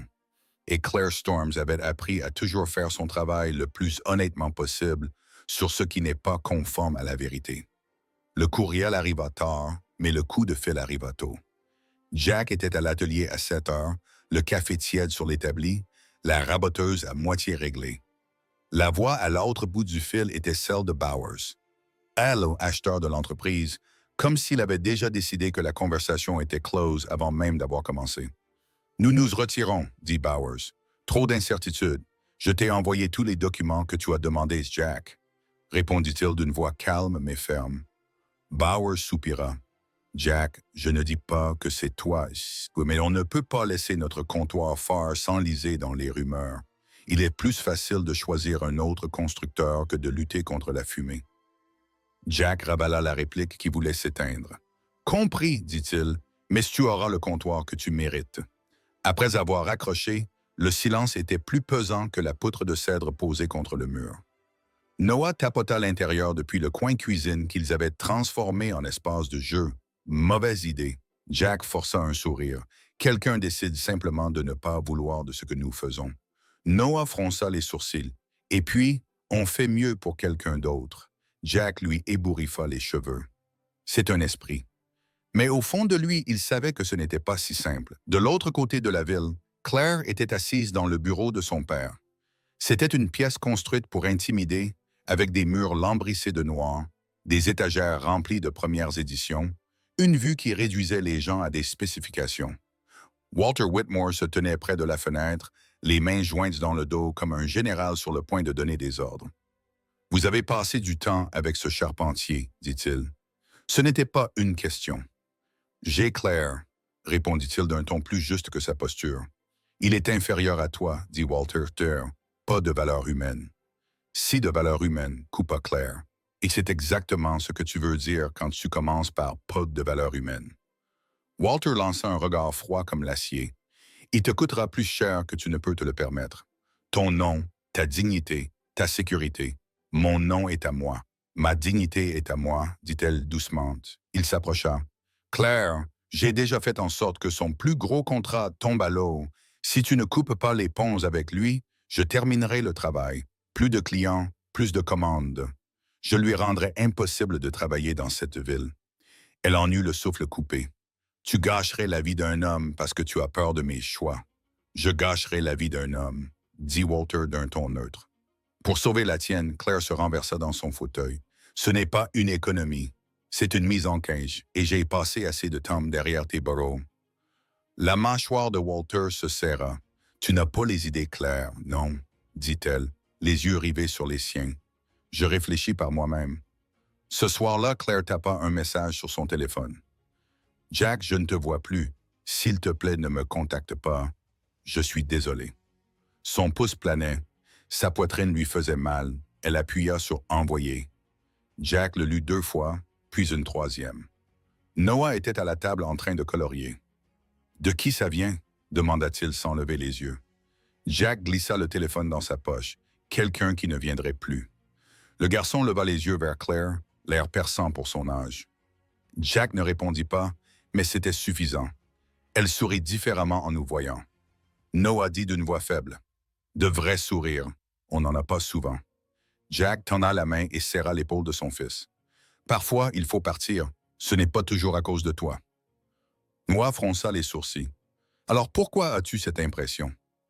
Jack n'avait pas de réponse qui ne le blesserait pas davantage. Allez, dit-il, on nettoie. 3 jours passés, l'atelier était silencieux, à l'exception du travail des outils et du grincement des crayons sur le bois. Noah était plus silencieux aussi, ses questions moins nombreuses, son rire hésitant comme s'il attendait une permission. Le 4e jour, il se tenait sur le seuil, la veste zippée fermée, les cheveux dressés à des angles étranges. On peut aller la voir? Jack ne leva pas les yeux de la planche qu'il ponçait. Elle nous a demandé de ne pas le faire. Elle ne m'a pas demandé, dit Noah, et peut-être attend-elle qu'on essaye. Jack posa la ponceuse. Pourquoi? Parce que le garçon dit « Tu m'as appris que la famille ne part pas juste parce que c'est plus facile, et qu'elle est comme la famille. » Jack ferma les yeux un instant, puis hocha la tête. Monte dans le camion. Le domaine de Whitmore surgissait du brouillard comme un vestige d'un autre siècle. Des grilles en fer, des haies taillées, une allée qui pourrait servir de piste d'atterrissage. Jack se gara près de l'entrée. Noah enfila ses bottes crissant sur le gravier et enfonça son petit visage entre les barreaux. « Mademoiselle Claire, y appela-t-il. Mademoiselle Claire, vous nous manquez. S'il te plaît, reviens. » Sa voix résonnait dans l'air froid. Jack se tenait derrière lui, une main sur l'épaule du garçon, scrutant les fenêtres à la recherche de mouvement. À l'intérieur, Claire se figea au son. Elle était dans sa chambre à esquisser des plans qu'elle ne réaliserait jamais lorsque les mots lui parvinrent, bruts, indéchiffrables, impossibles à ignorer. Maria, la gouvernante, franchit le seuil. « Miha, dit-elle doucement. » Les mains de Claire se crispèrent sur les roues. « Je dois y aller. » Maria hocha la tête une fois la porte arrière ouverte. « Sois heureuse, murmura-t-elle. » Claire sortit en fauteuil roulant dans le froid par l'allée de service, par la petite porte latérale du portail. Noah courut vers ses premiers bras qui l'entourèrent sans hésitation. « J'ai dit à papa que tu nous aimais, dit-il dans son manteau. Je savais que j'avais raison. » Jack était immobile. Ses yeux scrutèrent les siens. « Que fais-tu ici? »« Je choisis, dit-elle simplement. Pour la première fois depuis 4 ans, je choisis. Je vous ai choisi. Je choisis Noé. Je nous choisis. Claire, sa voix était rauque. Ton père, laisse-le essayer, dit-elle. J'ai déjà perdu l'usage de mes jambes. Je ne perdrai pas mon cœur non plus. Jack laissa échapper un son qui ressemblait presque à un rire, presque à une prière. Alors, partons avant que le portail ne se referme. Alors qu'il retournait au camion, Claire se sentit plus légère qu'elle ne l'avait été depuis des années. Non pas parce que le combat était terminé, mais parce qu'elle avait enfin choisi son camp. Derrière eux, le manoir se dressait, ses fenêtres reflétant le ciel gris. Mais devant, la route était dégagée et dans la cabine du camion, la chaleur régnait. Et pour la première fois depuis longtemps, Claire croyait que la chaleur pouvait être quelque chose qu'on pouvait conserver si on était prêt à se battre pour elle. Le message comptait 12 mots et ressemblait à une porte qui se fermait. « Jack, je ne te vois plus. S'il te plaît, ne m'appelle pas. Je suis désolé. » Il le lut d'une fois, debout à nouveau devant l'établi. Le téléphone appela comme si la distance pouvait en changer le sens, et une 3e fois. Son pouce planant sur la réponse, il ne trouvait aucune phrase qui ne sonne comme une supplication. Dans un coin, le stégosaure de Noé portait une couronne de crayons orange. « C'est de la part de Mlle Claire ?» demanda-t-il sans lever les yeux. Jack glissa le téléphone dans sa poche comme s'il s'agissait d'un objet pointu. « On ne la verra pas avant un moment, dit-il, prudent et calme. » Elle demanda de l'espace. Le crayon de Noé s'arrêta au milieu de la pointe. « On a fait quelque chose de mal? » Jack trouva le petit tabouret et s'assit à hauteur d'yeux. « Parfois, les adultes affrontent des tempêtes invisibles, dit-il. Il ne s'agit pas de toi. Il ne s'agit même pas de moi. » Noah fixa le dessin un long soupir, puis il appuya plus fort que le papier ne le voulait, et le crayon craqua. « Je n'aime pas les tempêtes, murmura-t-il. « Moi non plus, dit Jack en serrant son fils dans ses bras, comme une ancre. Au penthouse, Claire posa son téléphone face contre terre et sentit le silence s'imposer. Maria frappa une fois et entra avec un plateau de thé, des toasts et de la marmelade de citron qui essayait trop fort de goûter le soleil. « Tu ressembles à quelqu'un qui a avalé une clé, » dit Maria en posant le plateau sur la table basse. Et la porte est toujours verrouillée. Claire essaya de sourire. J'ai pris une décision. Maria versa le thé. Laissa-le infuser comme une pensée. On ne se précipite pas. Ou une décision a été prise pour vous et vous l'avez tapée. Tu ressembles à Elena, dit Claire surprise et un peu soulagée que le nom ouvre encore quelque chose de chaud dans sa poitrine. Les femmes intelligentes sont souvent d'accord, dit Maria. Bois. Vous réfléchirez mieux en vous tenant debout sur 2 pieds.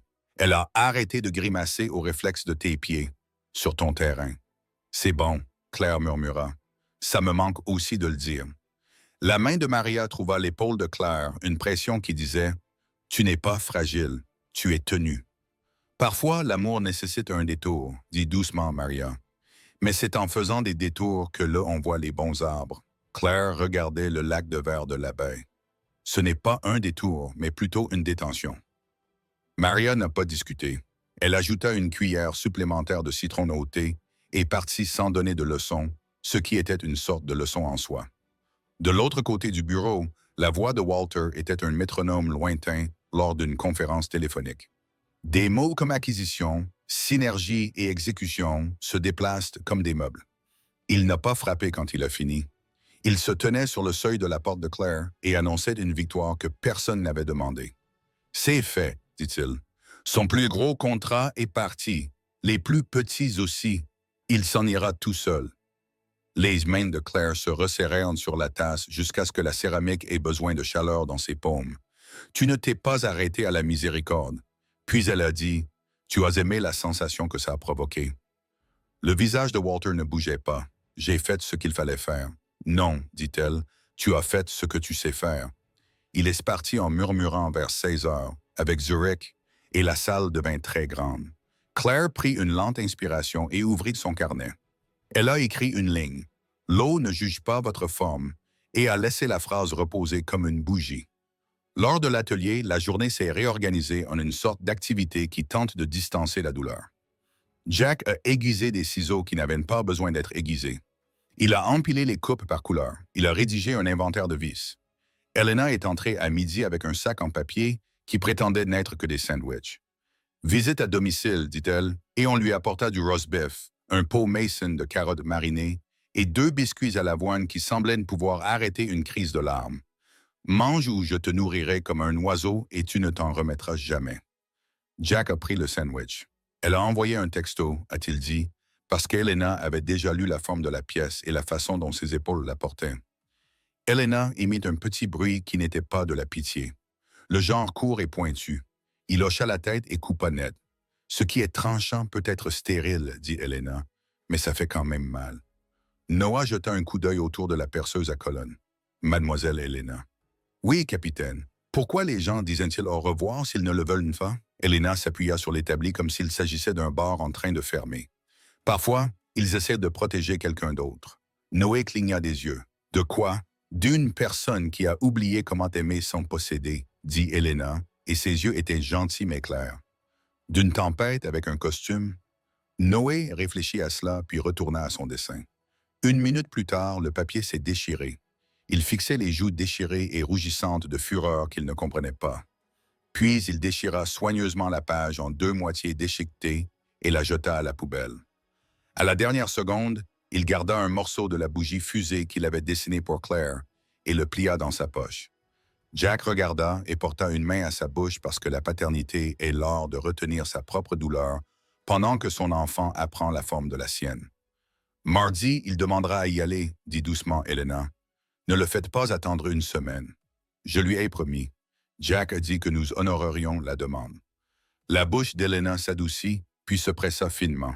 « Vous pouvez honorer la demande et quand même vous présenter à la porte, dit-elle.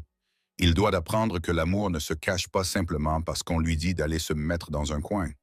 Il doit aussi apprendre qu'il ne faut pas forcer les portes.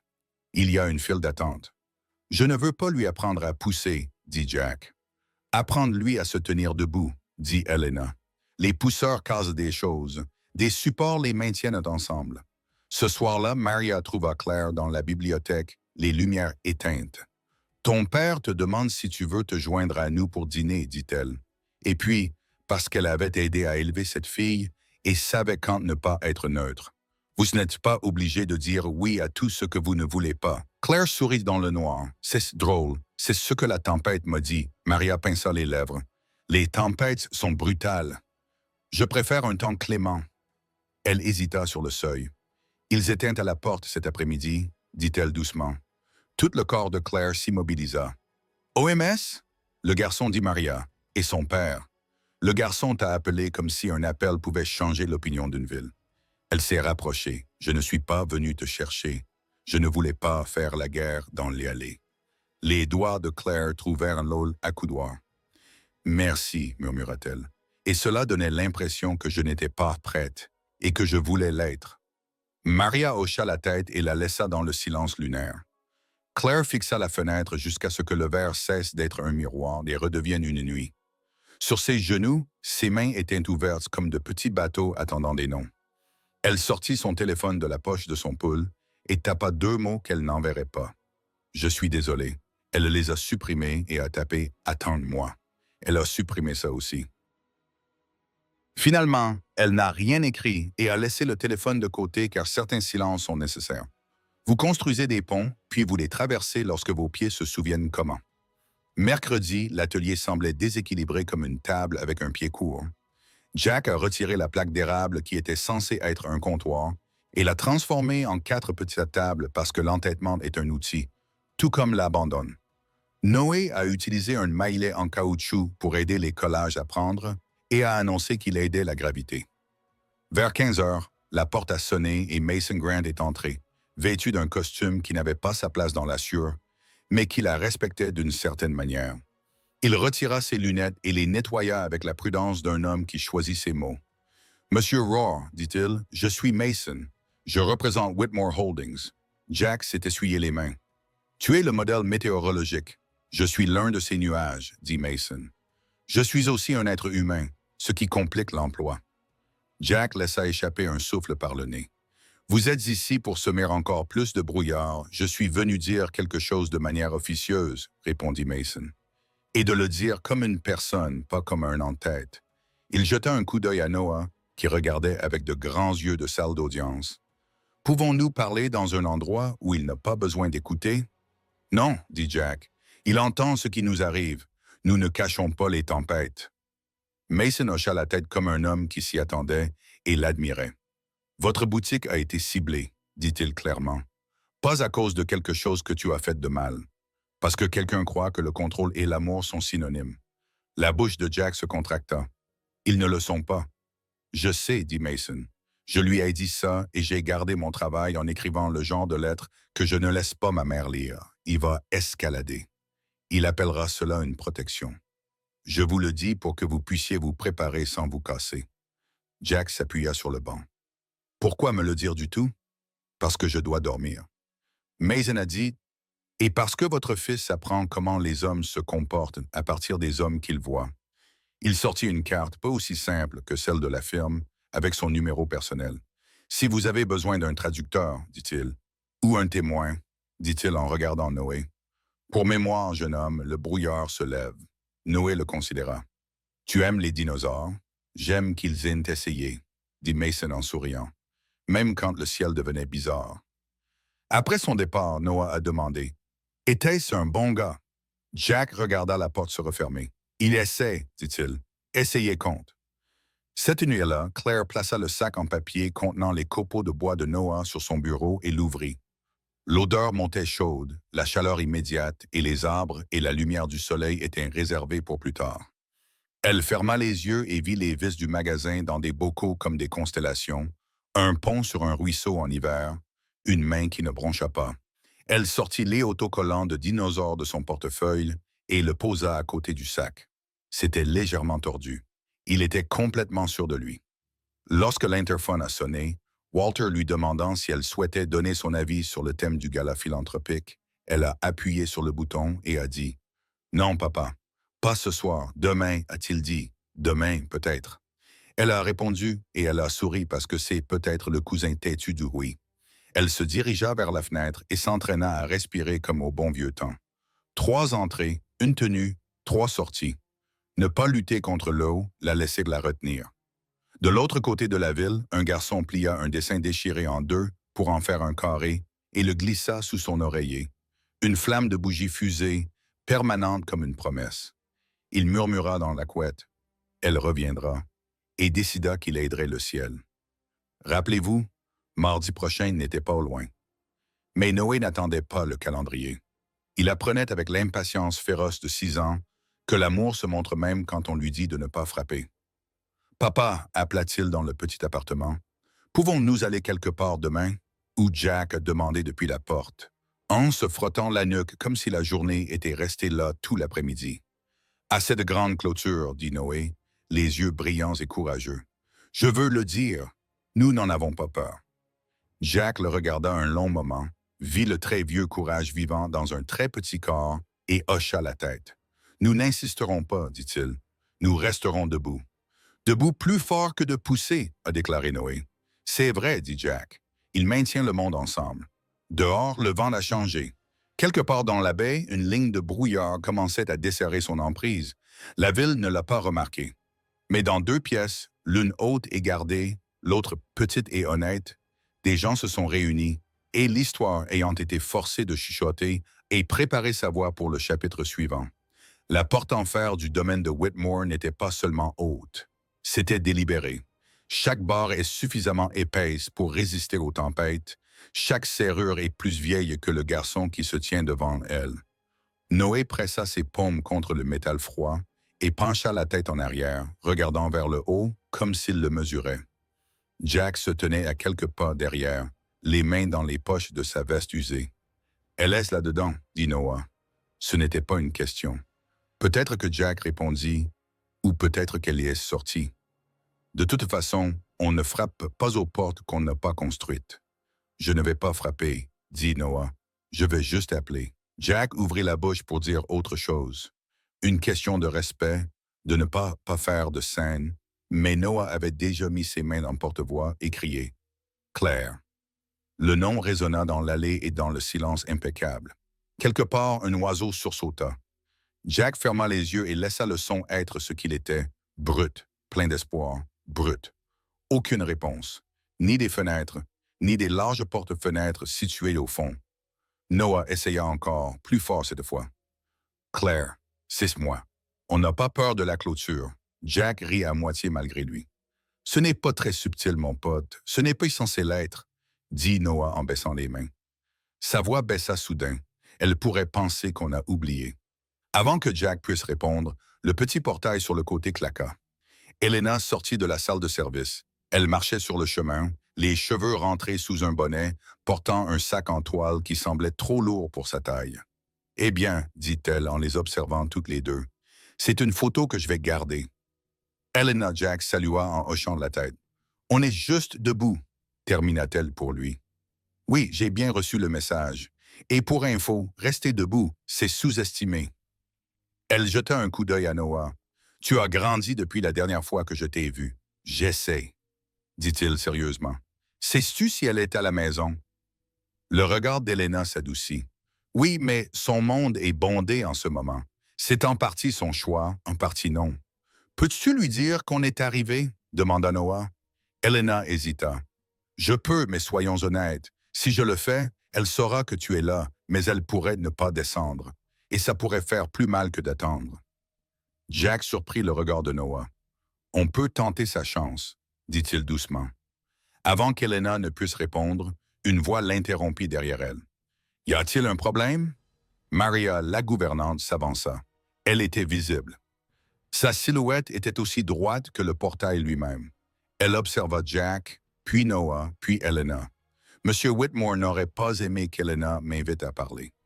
Noah interrompit les mots qui se bousculaient. « Je ne suis pas là pour lui. Je suis là pour Claire. » L'expression de Maria changea légèrement, mais suffisamment pour que Jack le remarque. « Claire est occupée, dit-elle, et la dernière chose dont elle a besoin, c'est de plus de pression. » Les mains de Noah se crispèrent sur les barreaux. « Je ne veux pas de pression, je suis un rappel. » La ligne s'arrêta entre eux.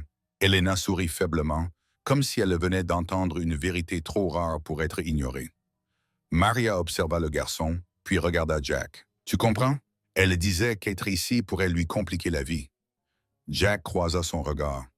Peut-être, mais parfois, c'est plus dur de se dire qu'on a été abandonné. Un long silence, puis Maria expira. Je vais lui dire, dit. Te voilà à Anders, dit-elle finalement, mais je ne promets rien. C'est tout ce qu'on demande, répondit Jack. Maria disparut par le chemin de service. Elena s'appuya contre la clôture. Vous êtes probablement les premiers à être ici sans rien exiger de cette famille. On n'est pas là pour prendre, dit Jack. Exactement, sourit-elle. Riley, et c'est pour ça que c'est important. Ils attendirent 5 minutes, puis 10. Noah garda les yeux fixés sur la grande maison. Une ombre traversa une fenêtre à l'étage, trop rapide pour être lue. Finalement, Maria revint seule. Elle ne parla pas au début, se contentant de tendre à Noah quelque chose. Une petite grue en papier plié dans du papier à lettres couleur crème. Elle a dit qu'elle n'était pas prête, dit Maria à Jack. Mais elle m'a demandé de lui donner ceci. Les doigts de Noah se refermèrent sur la grue comme si c'était un être vivant. Il ne la déplia pas. « D'accord, » dit-il d'une voix tendue mais assurée. Maria regarda Jack. C'est plus que ce que la plupart des gens reçoivent de l'intérieur de ces murs. Jack hocha la tête une fois. « Merci. » Alors qu'il se retournait pour partir, Noah jeta un coup d'œil en arrière. « Peux-tu lui dire une chose? » demanda-t-il à Maria. « Qu'est-ce que c'est? Que je suis encore debout. » Les lèvres de Maria se courbèrent légèrement et elle inclina la tête. « Je vais te le faire. » Le chemin du retour vers le camion était calme. Jack n'essaya pas de la remplir. Lorsqu'ils atteignirent la cabine, Noah parla enfin.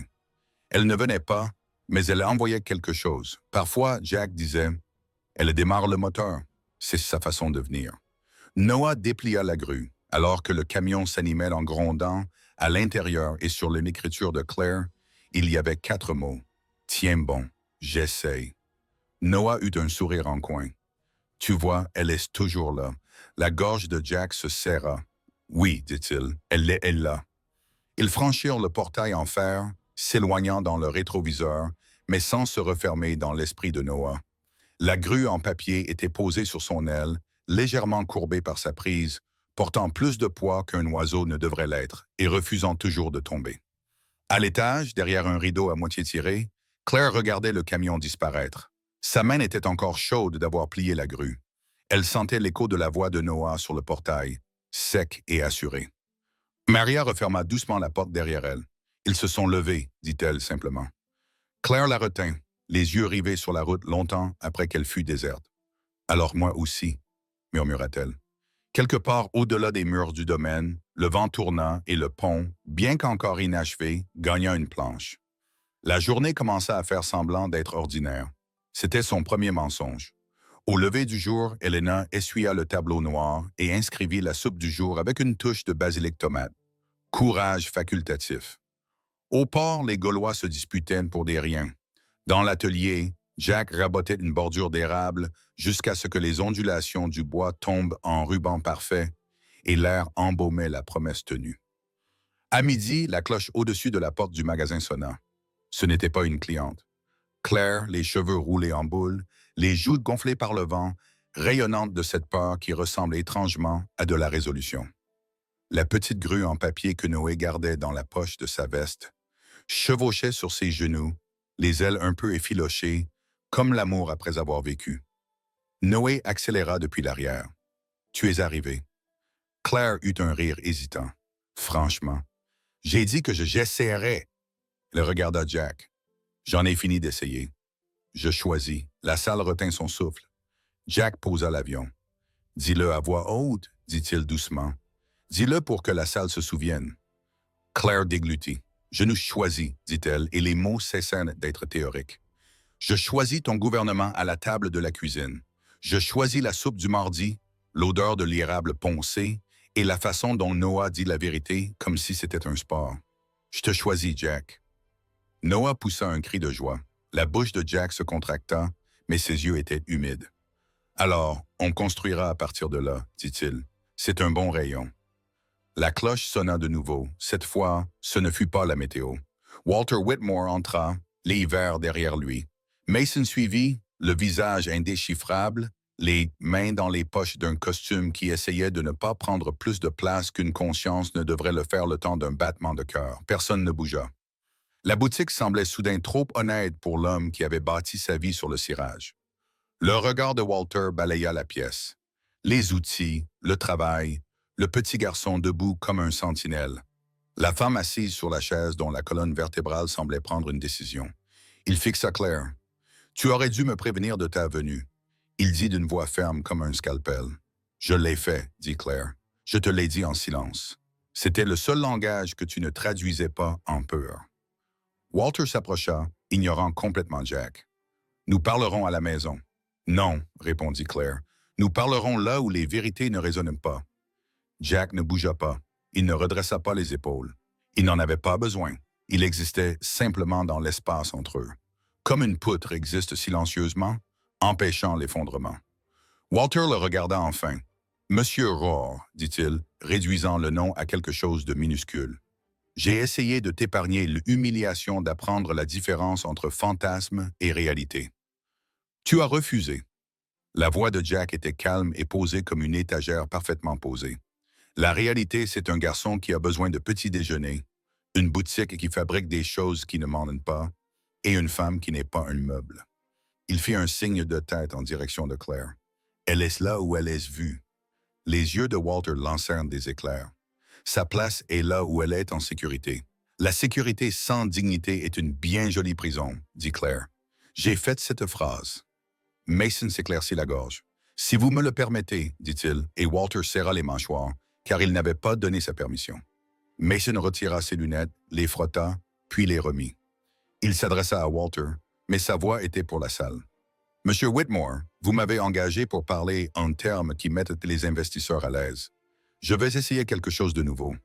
Je vais parler les aspects humains. » Il se tourna légèrement vers Claire. « Il a peur, dit Mason. Cela n'excuse pas ce qu'il a fait. Cela en explique l'angle. » La bouche de Walter se pinça. « Expliquez-moi ce pourquoi vous avez été engagé la semaine dernière, dit-il froidement. Puisque nous expérimentons la candeur. » Mason hocha la tête une fois, comme s'il attendait l'ordre qui le libérerait du secret. « Je rédigeais des lettres, dit-il à des clients que M. Rohr n'avait pas encore perdus. J'ai suggéré la fumée d'un incendie dont je savais qu'il n'existait pas. » Helena, qui s'était glissée à l'intérieur et se penchait maintenant dans l'embrasure de la porte comme un verdict, émit un léger sifflement. « Du brouillard avec un en-tête, dit-elle. » Le chic Mason continua. « J'ai aussi déchiré une note que tu n'as pas vue, dit-il à Walter. C'était un brouillon d'autorisation pour un détective privé de déposer une plainte anonyme auprès de l'OSHA. J'ai refusé. Tu n'as rien remarqué, car les hommes comme moi sont utiles quand on décide discrètement des péchés qui te damneraient. » Le visage de Walter resta inchangé. « Et maintenant, tu fais de la pub, dit-il, pour gagner la chambre que je possède déjà. Cette chambre ne t'appartient pas, dit Helena, et sur son visage, ce n'était pas une métaphore. Tu peux acheter du café ici, mais ton argent ne va pas plus loin. » Noah se rapprocha de Claire. Il leva les yeux vers Walter, et parce que le courage est souvent simplement un enfant qui n'a pas appris toutes les façons dont les adultes rationalisent, il parla. « Tu l'as fait pleurer, dit-il. Ce n'est pas ce que les papas sont censés faire. » Walter tressaillit comme si une petite main avait enfoncé une lame dans sa bouche, la seule couture que son armure avait oublié de sceller. Il regarda Claire, la regarda vraiment, et vit peut-être pour la première fois en 4 ans une femme qui avait appris à respirer sans sa permission. « Claire, dit-il plus doucement, les syllabes changeant de registre. Il te brisera. » Elle secoua la tête. « J'ai été brisé, papa. Puis j'ai appris à me reconstruire. Pas par toi, en restant. Par la soupe, par la chure, par un garçon qui économise les bougies comme la foi. » Les yeux de Walter se posèrent sur Jack. « Si tu tenais à elle, il dit que tu t'effacerais. Tu la laisserais retrouver la vie à laquelle elle était destinée. » Jack passa sa paume sur une cicatrice à la base de son pouce. « La vie à laquelle elle était destinée est celle qu'elle choisit, dit-il. Si elle choisit de s'éloigner de moi, je l'accompagnerai jusqu'à la porte et resterai là jusqu'à ce qu'elle soit en sécurité à l'intérieur. Si elle choisit cela, je resterai aussi longtemps qu'il le faudra. Voilà à quoi ressemble l'attention là d'où je viens. » Mason exhala un son de soulagement sincère, comme si quelqu'un avait exprimé la défense qu'il cherchait dans un dictionnaire sans espoir. Walter le fixa du regard. « Voici ton avocat, dit-il à Claire, amèrement amusé. « Un poète en costume. Je suis son témoin, dit doucement Mason. On en a tous besoin quand on se retourne sur la carte et qu'on suit le chemin que nos pieds ont essayé d'indiquer. » Le silence s'installa. Dehors, le vent soufflait sous les toits. Dans le ruisseau derrière la boutique, l'eau hivernale continuait son humble besogne, insistant sur le mouvement. Claire se tourna vers l'avant jusqu'à être assez près pour apercevoir la barbe de 3 jours que Walter avait manqué de raser. Sa voix, lorsqu'elle se fit entendre, n'était pas forte. Elle n'avait pas besoin de l'être. « Papa, dit-elle, je t'aimais quand tu étais occupé, et je t'aime maintenant que tu as peur. Ce ne sont pas des verbes qui s'excluent mutuellement, mais je n'échangerai plus ma vie contre ton réconfort. » Elle toucha la grue sur ses genoux, puis se tourna vers lui. « C'est mon choix, pas contre toi, pour moi. » Les épaules de Walter s'affaissèrent d'une manière qui ressemblait à un homme déposant un poids qu'il portait depuis si longtemps qu'il le prenait pour de la taille.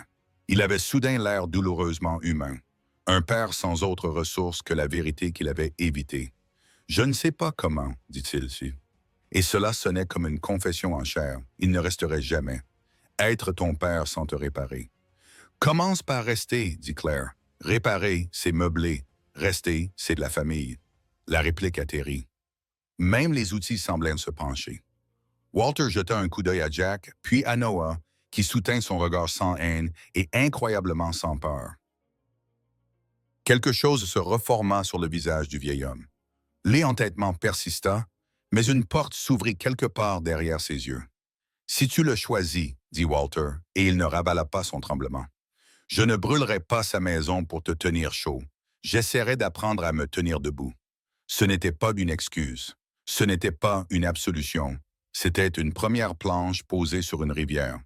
Parfois, cela suffit à construire un pont. » Helena, elle, renifla et ruina volontairement la sérénité. « Bien, dit-elle vivement, parce que j'ai une arrière-boutique pleine de chaises qui ont besoin de quelqu'un pour les réparer sans complexe, et j'ai l'intention de payer en soupe. » Noah tira sur le manteau de Walter. Le milliardaire baissa les yeux comme s'il n'avait jamais vu une petite main auparavant. « Tu sais, » demanda Noah sincèrement, curieux de savoir comment faire des grues en papier. Walter cligna des yeux. « Non, je peux t'apprendre, dit Noah, mais tu dois me promettre de ne pas bâcler les plis. » La bouche de Walter fit quelque chose qu'elle n'avait pas pratiqué depuis des années. Elle s'adoucit. « Je peux essayer. » Le souffle de Claire s'accéléra. Jack tendit la main, sans la toucher tout à fait, mais suffisamment près pour que la chaleur se propage quand même. Mason s'éclaircit de nouveau la gorge, mais cette fois d'un ton presque joyeux. « Si nous créons un nouvel ordre permanent, dit-il, je suggère que nous codifions quelques dispositions. Premièrement, les emails ne seront pas utilisés comme des armes. Deuxièmement, la soupe comme monnaie d'échange est juridiquement contraignante. Troisièmement, le mardi est sacré. Iron Close, Jack dit que les ponts ont la priorité. Appuyez, dit Helena. Tous les regards se tournèrent vers Walter. Il hocha légèrement la tête. Adopté, dit-il doucement. Dans le bourdonnement de la boutique, un nouveau son s'insinua, ni le vin d'une lame, ni le cliquetis d'un clou refroidi. C'était le son d'une famille admettant sa propre possibilité. Jack prit la planche d'érable qu'il préparait pour le comptoir fort d'un inconnu, celui qui ne verrait jamais le jour, et la posa sur les chevalets au centre de la pièce. « Il nous faudra mieux que des mots, dit-il. Les mots sont un bon début, mais on traverse sur du bois. » Walter s'avança de l'autre côté de la planche. Il posa les mains dessus comme pour prendre un pouls. « Qu'est-ce qu'on construit ?» demanda-t-il. « Un petit pont, dit Jack. Il y a un ruisseau derrière qui attend. » Mason retira sa veste et la plia sur une chaise. Helena retroussa ses manches. Noah avait déjà le maillet. Claire les regarda se rassembler et sentit un silence. Elle ignorait qu'elle avait soif d'arriver et de s'asseoir. « Mon choix, dit-elle à voix haute à la salle pour elle-même, au jour qui osait prétendre que c'était ordinaire. Mon pont. Et si son père entendait « ma famille » entre ces deux petits mots, eh bien, il ne protesta pas. Il tendit la main vers l'autre extrémité du plateau et, pour une fois, ne chercha pas à être le seul à le tenir. Le ciel ce matin-là était de ce genre d'or pâle qui n'apparaît qu'après un orage, couleur de pardon. Le ruisseau derrière la boutique de Jack coulait encore haut à cause de la pluie de la nuit dernière, claquant contre les rochers comme s'il ne pouvait contenir sa propre joie. Jack était déjà dehors, les manches retroussées, triant les planches récupérées dans un chantier naval fermé. Ses mains bougeaient avec la patience constante d'un homme qui savait que les ponts solides ne se construisent pas à la hâte. Claire fit rouler sa chaise sur l'herbe humide, suivant le son du ruisseau. Elle s'arrêta à quelques mètres, le regardant mesurer 2 fois avant de marquer une coupe. « Vous avez, je suis debout depuis l'aube, dit-elle. Il jeta un coup d'œil par-dessus son épaule avec un léger sourire. Les ponts ne se construisent pas tout seuls. La voix de Walter résonna derrière elle, un peu plus rauque que d'habitude. Les pères non plus. Claire se retourna. Il se tenait là, le col de son manteau de laine relevé dans les cheveux, caressé par le vent. À côté de lui se trouvait Noah, portant une boîte de clous presque trop grande pour lui, et Mason, l'air légèrement décalé dans ses bottes, qui n'avait définitivement jamais rencontré de boue. Jack se redressa en s'essuyant les mains sur un chiffon. « Bonjour », dit-il d'un ton neutre, mais pas froid. Walter s'approcha de la planche posée sur les chevalets. « Tu étais vraiment sérieux hier », dit-il doucement. « Je ne dis pas des choses que je ne peux pas faire », répondit Jack. Il y eut un silence, de ceux qui pourraient soit aboutir à une fracture, soit à une réparation.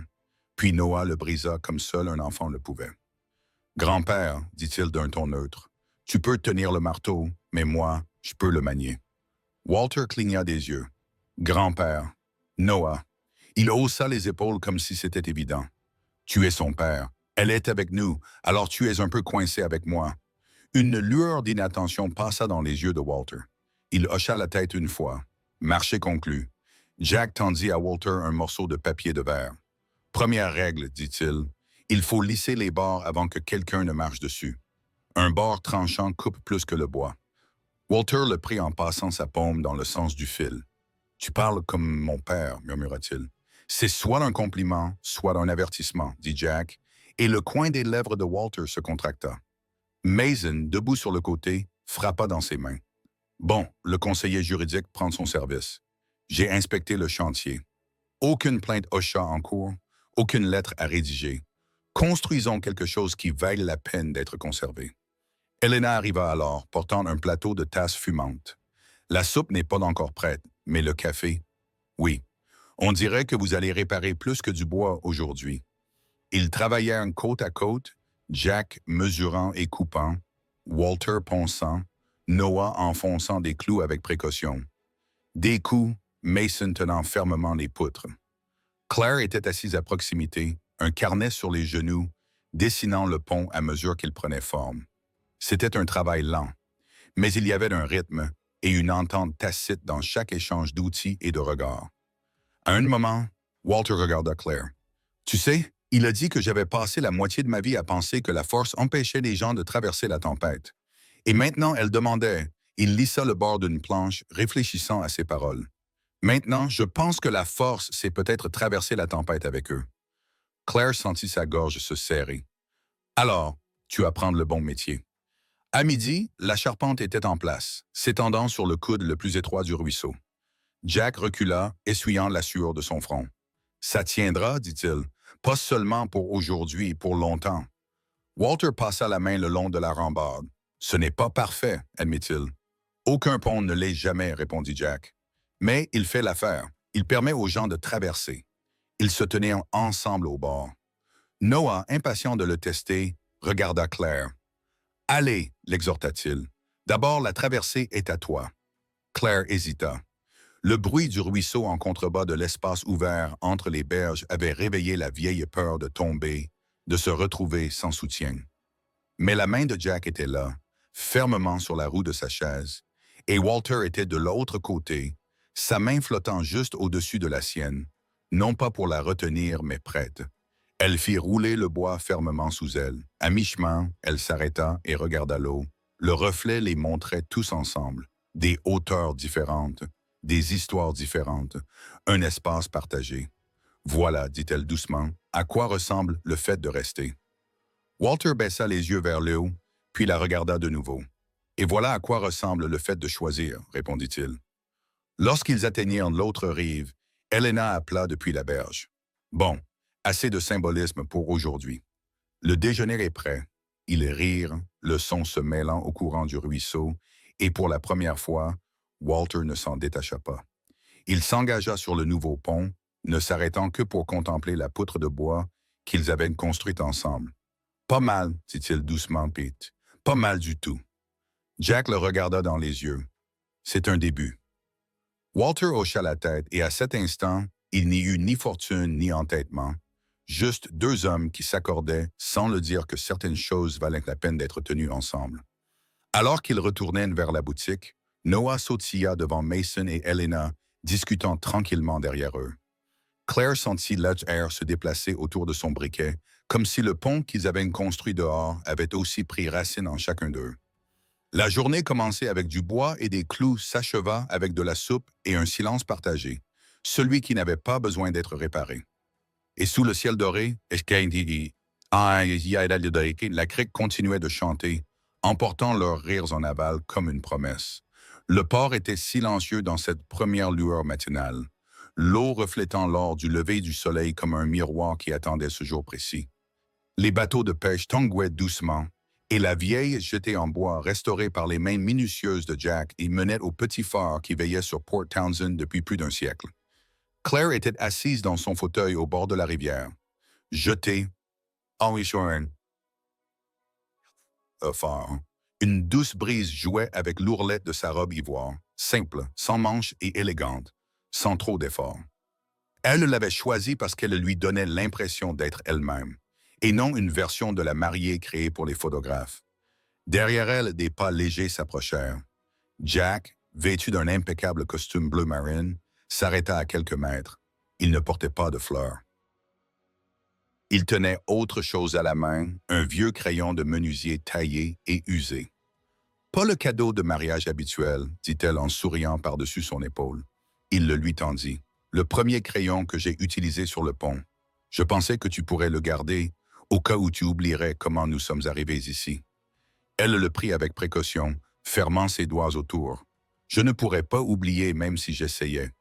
Depuis les marches du phare, Noah leur fit signe de venir, vibrant pratiquement d'excitation dans son petit costume et ses cheveux indisciplinés. Mason se tenait à côté de lui dans un blazer soigneusement repassé, un sourire s'étirant sur son visage. Helena arrangeait les dernières fleurs, des marguerites sauvages et des roses pâles attachées avec une corde fine. Et à quelques mètres de là, Walter ajusta sa cravate avec la nervosité d'un homme peu habitué aux cérémonies, bien que ses yeux ne quittèrent jamais sa fille. La liste des invités était volontairement petite. Pas de grande salle de bal, pas de lustre scintillant, juste les gens qui ont traversé les tempêtes ensemble. Alors qu'ils se rassemblaient dans le cercle de lumière près de la base du phare, Mason s'éclaircit la gorge. Avant de commencer, Jack, « Claire, est-ce que vous voulez vous dire quelque chose? » Jack hocha la tête et se tourna pour lui faire face. Sa voix était ferme mais chaleureuse, juste assez forte pour être entendue au-dessus du doux bruit de la marée. J'avais l'habitude de penser que l'amour était quelque chose qui arrivait d'un coup, comme une vague qui vous renverse, a-t-il dit. Mais toi, tu m'as appris que c'est le genre de chose qui reste, comme la marée, calme et constante. Vous n'avez pas besoin de regarder par-dessus votre épaule pour vous assurer qu'il est toujours là. Les yeux de Claire brillaient au soleil du matin, attrapant les larmes avant qu'elles ne tombent. « Et tu m'as appris, répondit-elle, que la force ne consiste pas à rester seule. Il s'agit de savoir quand laisser quelqu'un se tenir à vos côtés et d'avoir confiance qu'il sera toujours là lorsque les tempêtes reviendront. » Walter s'éclaircit doucement la gorge et, pendant une seconde, tout le monde le regarda. Il fit un petit pas en avant.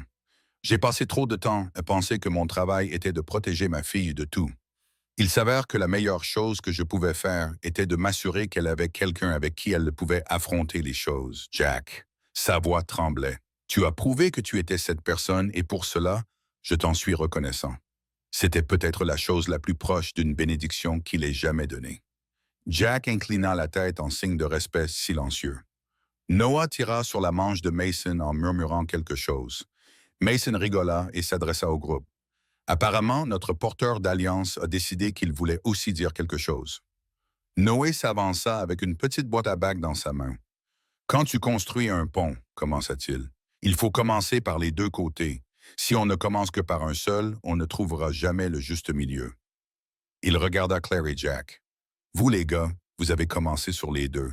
Claire laissa échapper un rire doux qui tremblait au bord. Jack s'accroupit légèrement, croisant le regard de Noah. Je suppose que cela fait de toi notre meilleur petit ingénieur.